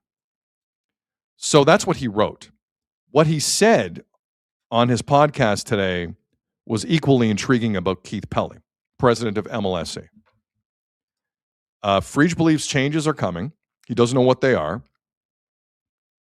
Keith Pelly, according to Elliot, is speaking to a lot of people in the organization, but more noteworthy, speaking to people outside of the organization.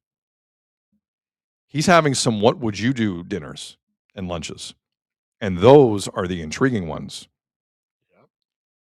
Now, I don't think he's having one with Mark Shapiro, but he's having them with other people. Who they are? No idea. Frege didn't go that deep into it. But those are the latest nuggets as this Leaf season spirals more into the absurd, winning more games. They're in St. Louis again tomorrow night. They probably win again. Why not? Although now they have to send down Bo Grew also to help with the tank because the guy was playing that well. Right. It's true. Which is unbelievable. That is unreal. So, Azzo, the Matthews note or the Pelly note? Where do you want to start? Oh, we're going to start this Matthews thing up again. Yes. Well, you and I are pretty aligned. No, well, we are. Unless we start yelling at each other. Yeah, it's true. Well, we were looking at it different. Anyway. But so let me ask you this, because I got a few questions for you. Okay, so Frege says we don't know his real intentions.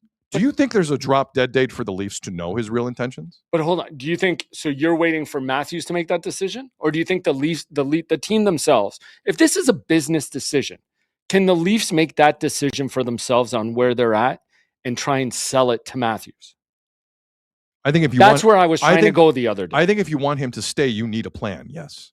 But what if you don't? Whichever way you go, you need like at some point Austin is going to ask you in a completely honest tone.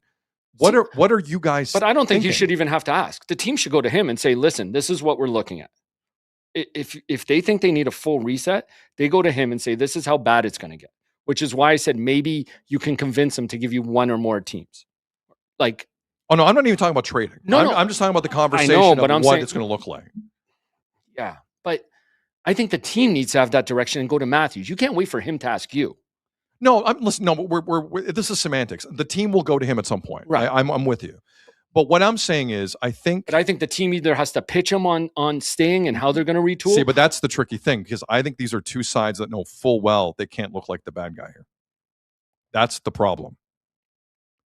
Matthews knows what the city gets like if you ask out. Essentially, Marner did it last year. Yeah. No, but Marner's different now. But the organization knows full well how it's going to look if they drive him out. But that's why you have to do it now because it's not a contract year. That's where Marner's different to me. Because Marner was on, like, that contract was running out. He was going to go somewhere else after, which is why I'm saying you have to make that decision and either pitch to Matthews that maybe for his legacy, for whatever, he can go somewhere else and win and he'll have a better year. So just so I'm clear, so you're Pelly. You say to Austin Matthews immediately. No, I make a decision first. Either I want to retool or I want to rebuild. So let me ask you, and you can throw it back to me. Let's play the Keith Pelly game. Okay. We're Keith. Mm-hmm. Great hair, great glasses. Right. I'm sitting in front of Austin Matthews at Soda. What am I saying to him? Let's say this is mid-May. How good do you think we are? Do you think last year was more an indication or this year was? Do you want to go through this year again? I think that's a good question. Do you think this was a bad luck year? Or do you think there's mold? That has to be the question. There's mold behind the drywall. Right. That's the question. Because if we go into this next year, because there's only so many moves we can make here, we're going to go almost the same into next year with you. Are you comfortable with that? Or for the next 2 years? If not, for the sake of the organization, like we might have to go in a different direction and you can go somewhere and try and win right now. Mikey in the chat, I would say pass the garlic bread. Garlic knots. Let's go. They have good garlic bread at Soda. I've been there once in my life. I haven't been there a ton. Yeah, I can't remember. I don't even know if I've been there. But I think it's smart for MLSC, especially Pelly, Yes. to really put this in his court. Yes, he has to. He has That's to. what, there has to be an adult in the Leafs, room. the Leafs cannot look like an organization driving him out of town because they will But they're get not. destroyed. They will get But destroyed. what do you mean by driving out of town? If you say we don't think we can retool enough to be competitive next If it gets out, and it might, because Muldaver, his agent, has some loose lips. Right. No, If it gets out that the Leafs have asked Austin Matthews about his no movement clause, oh brother, what this town's going to look like. I don't think so. I think everybody expects it now. No, Look, I'm as pessimistic. and that's where Austin can look like the good guy. I'm as pessimistic on this roster as anyone, Mhm. specifically about the non-competes. That has killed you. Of course. I still think the thought of the Leafs, like what if the Leafs say Berube stays, Treliving stays, Right.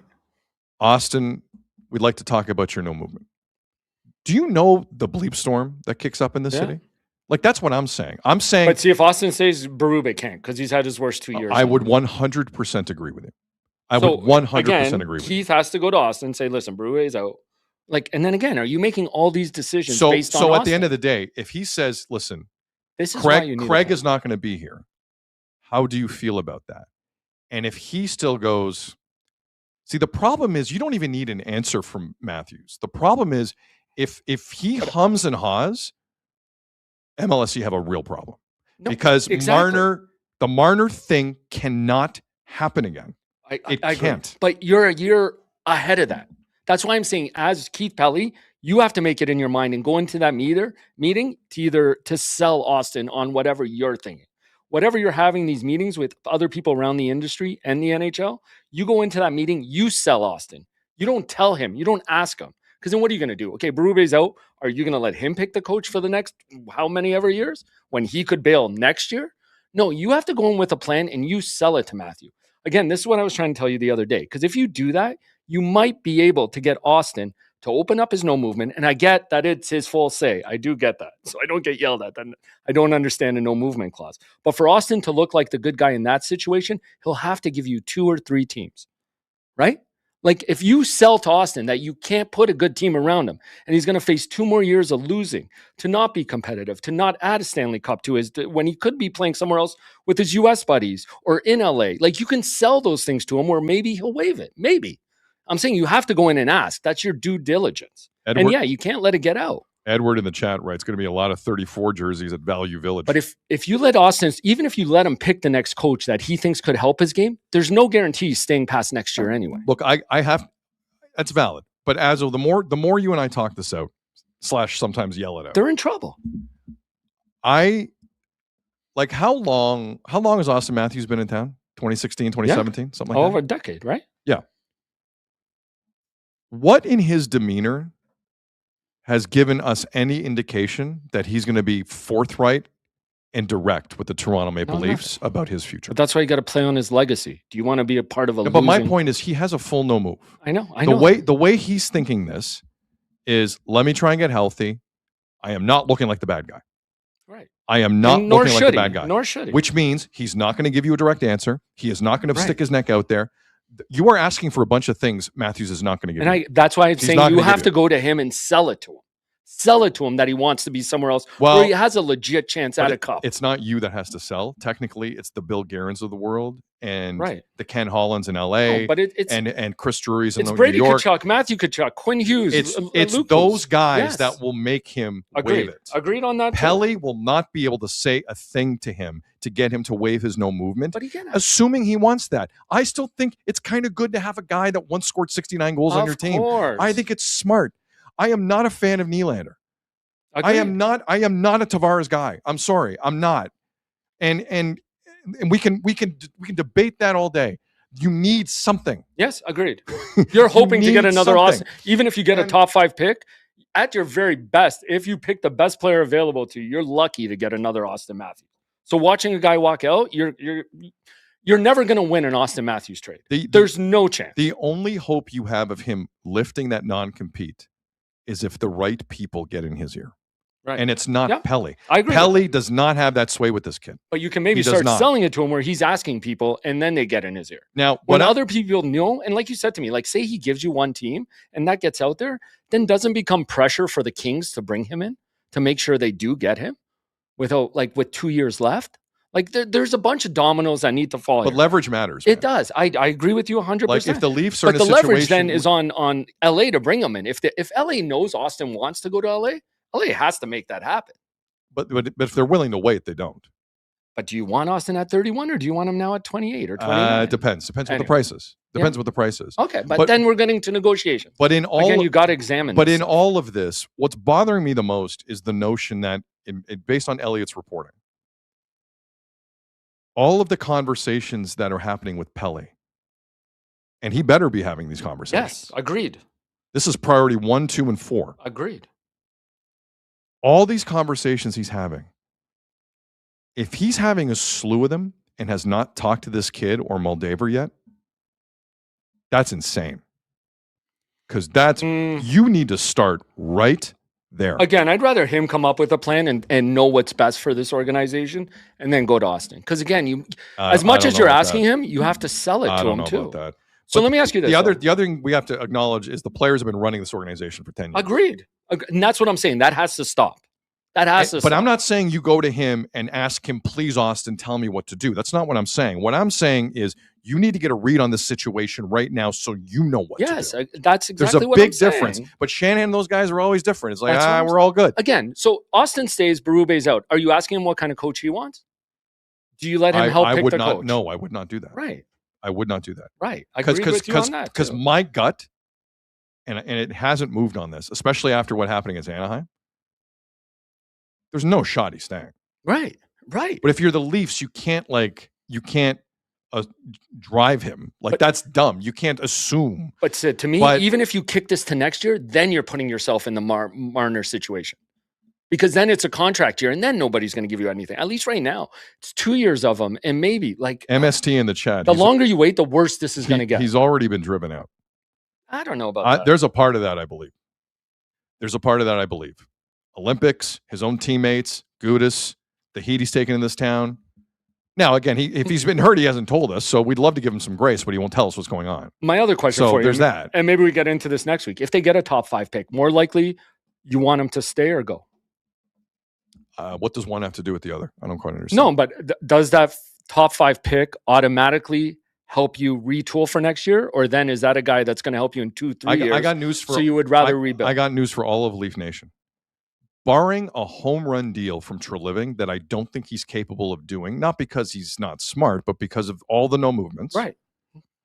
That home run retool trade does not exist. And I'm bang on. I agree. I couldn't It agree with you doesn't more. exist.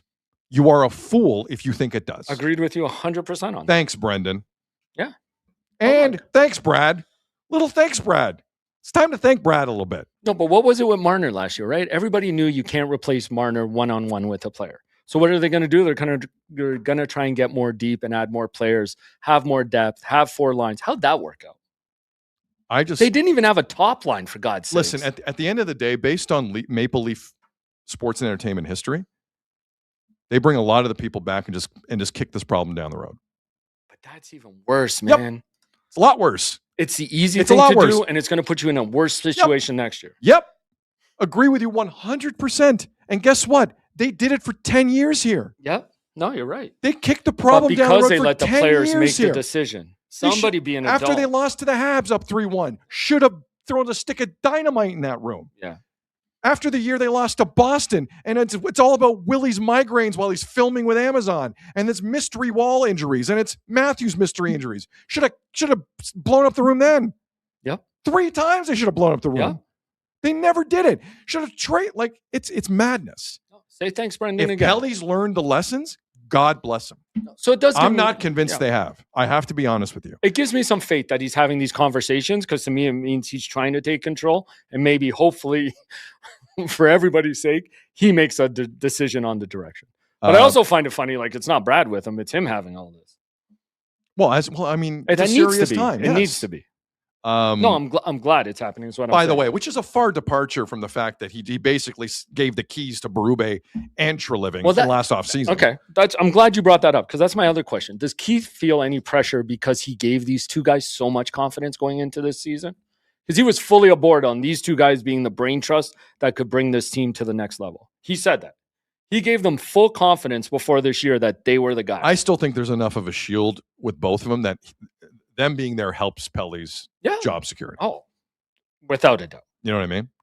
So if you're looking at it strictly through a corporate lens, people love that.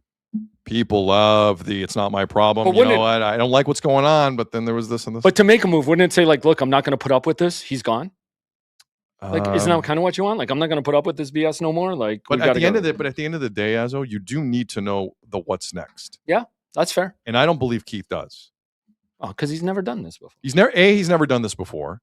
B, there are still I think most Leaf fans realize a retool here is fool's gold. Like I know what Max Domi is.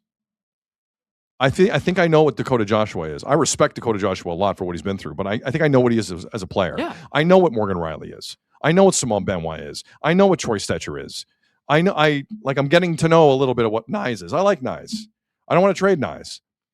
But some of these, I know who Tavares is. You can make your mind up on all these players right now. You should. It's not that difficult.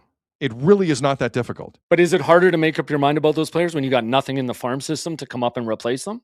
If you want to be competitive, yes, that makes it difficult. Yeah. If you want to say to hell with it, to hell with it. Yeah. No. But if they think they're good, we have a problem. Yeah, I know. Well, here, Sean in the Yukon might have summed this up perfect. They also love the I just got here excuse. And this has been part of the problem. Because Dubas left and Brad Treliving comes in, I just got here. Then Keith leaves and Berube's in, I just got here. Like, you can't be doing that every single year. Well, Pelly's I just got here is getting shorter and shorter. Right. But he has to do this. He has to be like, no, I'm making a decision this year. I mean, listen, this is the same guy that spent an MLS transfer record on a second division. Did we even get into this yet? Third tier American Have you had striker. your chance on this yet? Josh Sargent, last week for TFC, was pulled at halftime after a record transfer fee by Toronto FC. He was pulled at halftime. He was okay. I watched a bit of the first time. He was okay in the first 5 minutes, maybe. But Pelly signed off on this. He said it was worth the what did he say? Worth the value. Worth the value. He's a second tier striker at top level MLS transfer money. What the hell are you talking about? Yeah. Value. And you're going to fix the Leafs? Jesus Christ, man. Josh Sargent? Make Josh Sargent the president of Hockey Ops while we're at it. He's good value. We are in one. Wow. We are in one. Anyway. You want to actually, Leaf fans, I got something for you. Yeah. Here's something to make you feel better. Guess who popped up on the Anaheim Ducks injury report yesterday? They play the Ducks Monday night, the Leafs. Guess who popped up on the Ducks injury report? Radko bleepin' Gudas. Lower body. He'll be checked out at some point today. They play the Oilers tomorrow, the Ducks. They got the Leafs at home late Monday night Eastern Standard Time. They are setting the table to sit Radko Gudas because at the end of the day, the Ducks are who we thought they were, cowards. They are cowards. If you sit your captain Radko Gudas at home against East, because you're scared of Easton Cowan, you are pathetic. They're going out in 5 in the first round. Who just got off suspension? He just wrapped it up. How is he just wrapped it up. He got hurt getting off his couch. I guess. He got hurt getting off his couch. Right? Like, what is going on? If you sit Radko Gudas Monday against the Leafs, you are cowards. You should be fined for cowardice behavior. Pathetic. Bunch of ducks. What the duck is the matter with you? Because they're 5 points ahead of Edmonton in the. You're scared of Max Domi? You're scared of Max Domi? Radko Gudas, tough guy? You're scared of Max. Pathetic. The Ducks are pathetic. Quenneville's pathetic if he lets that happen. He's pathetic. Someone says he's already pathetic. He's pathetic if Radko Gudas. I dare you to sit Radko Gudas Monday. Sad sack organization. Pathetic. You kidding me? You were a real team when BXO was on it. when Perry was on it. Getzlaff. That's when you were a real team. Now you're just sad. Bunch of cowards running around in flip-flops and shorts walking around, going to practice. You guys don't know anything. You're lucky you're in the worst division in hockey. The pillow fights began in Anaheim. You play Gudis Monday, or I'm going to write a strongly worded email. Jackass. Who are they scared of? I know. Who the hell are they scared well, Max told them he's coming. But they don't play Pizzetta anyway. I know. It's like Pizzetta's going to play Monday. Now, again, he might play. But now, that is weird. Now he's got a lower body injury record. That's weird. Jerk face. Typical Quenneville, just running from awkward situations. What? Yeah, I got Quenneville pegged. I know what that guy's about.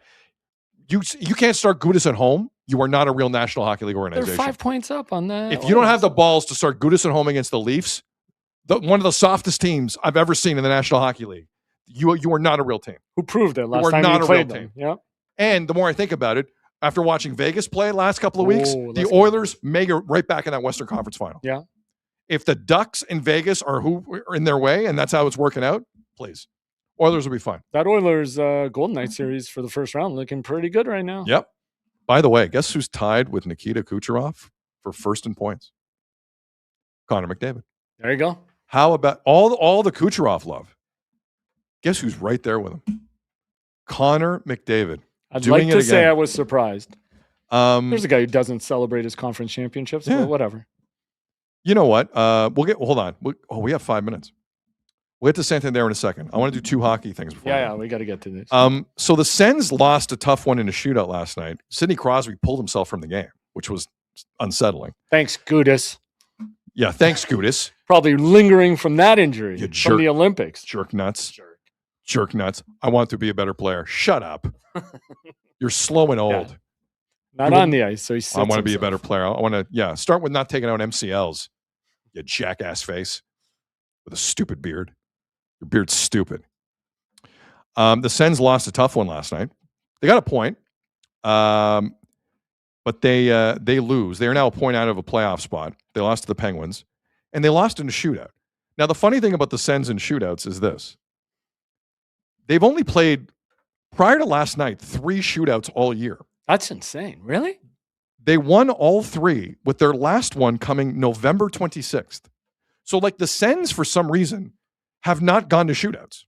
Because they're either winning, they either finish in overtime or regulation. So, last night, they lose their first shootout game of the year. And Linus Ullmark wants to burn the league down. Linus Ullmark goes in front of the cameras after the game and basically says, I know this is the first shootout loss we've had this year, but I hate shootouts, and this is my idea on how to fix them. And this is what he said. Before, you feel like the best goalie out there if you make those saves. And you win 1-0 shootout, and you let in 2. Doesn't matter what you've done prior. You still those are the last things you take away with you into the locker room. And I've been a big advocate of playing 10 minutes instead. And if there's no winner, you just go 1 point each and go from there. It feels like, you're tossing a coin sometimes or have a little bit of a circus act, and that's where the guys have been battling for 65 minutes, really hard, long season. There's got to be some. I think there's a better way of deciding who's going to be the winner and who's not. It takes a lot for me to criticize Linus Ullmark, considering what we've learned about him, and he's shown a lot of courage. In terms of this argument, so a 10-minute. Put a lot of thought into that. He wants a 10-minute overtime, and if there's no winner, points like it's the Premier League or La Liga. Does he know there's 2 more regular season games next year? Oh, he's going to hate that. Yeah. No, but this is the type of idea, this is such a bad idea, both the players and the league would hate it. Yeah. Oh, definitely. The PA and the league would hate it. That's what I'm saying. No player is going to agree with him on that. So you have an 84-game season, so add more time. Overtime. That's what I'm saying. Are you crazy? That's not cool. No.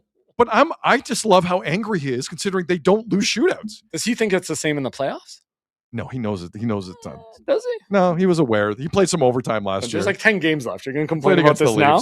Come on. I find it amazing how much he put a lot of thought into that. He did, but I like the fact there's some crybaby in him because I like that.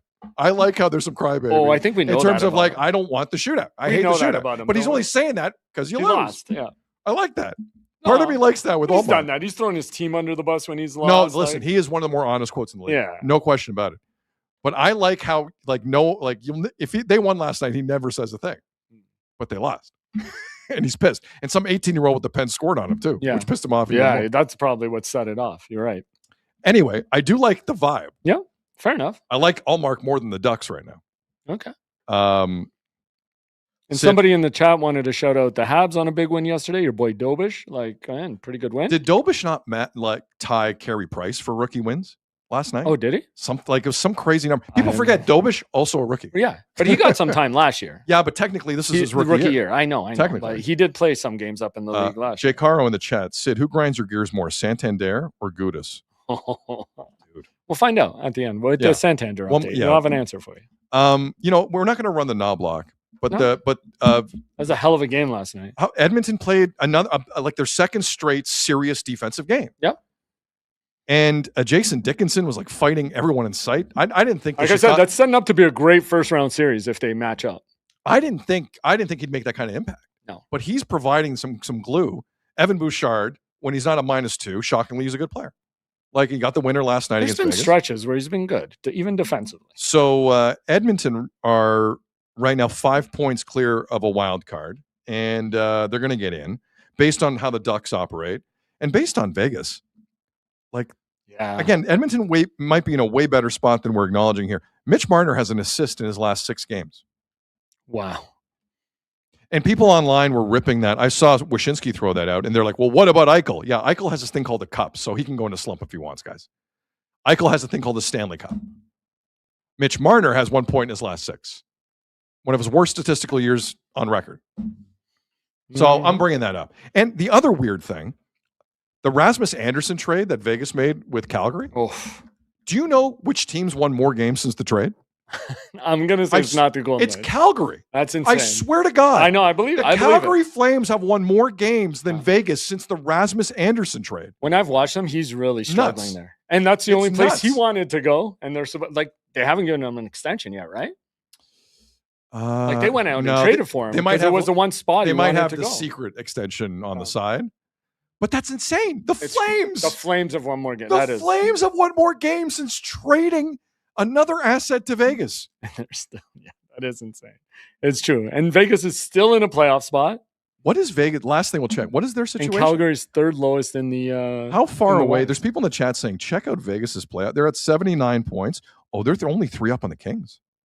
Yeah. Oh, with 9 games to go. If Mitch Marner misses the playoffs this year, I'm firing off confetti cannons. I'd be okay with confetti that. cannons. Not in here. I don't want to clean it. No, don't clean it up in here. We'll do it in another office. Yeah, yeah. They'll be mad at us In there. the hallway. Yes. Yeah. The Vegas Golden Knights. Oh yeah, the Mitch Marner effect. Strong. That would be something. The Mitch Marner effect strong with the Golden Knights. What kind of effect does he have? Mm. Yeah. Strong. Just tap it in. Just tap it in. Tap. Yeah. You can't tap at anything right now. That's true. 6 games without a goal. Just tap it in. Tap it in. You're annoying. I hate that. Tap it in.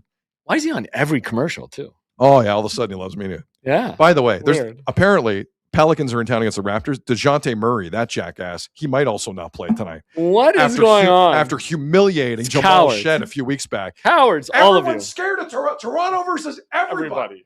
I wish Everybody. I should have worn that shirt today. Yeah. Happy season opener to you and yours. Let's Go Jays. Go Jays. Jays and A's tonight. Okay, Blue Jays. Any last baseball thoughts? No, Ezra? let's just go. Let's get it going. All right. Our apologies. We wanted to get to the Santander thing, but we ran out of time. On behalf of Jeff Assaparty and everyone here at Sick Media, I'm Sid. This has been the Sid Seixeiro Show, powered by Sick Media. Enjoy the rest of your day. Enjoy the game tonight. Let's see what Monday brings. Take care. We'll talk. And that's a wrap.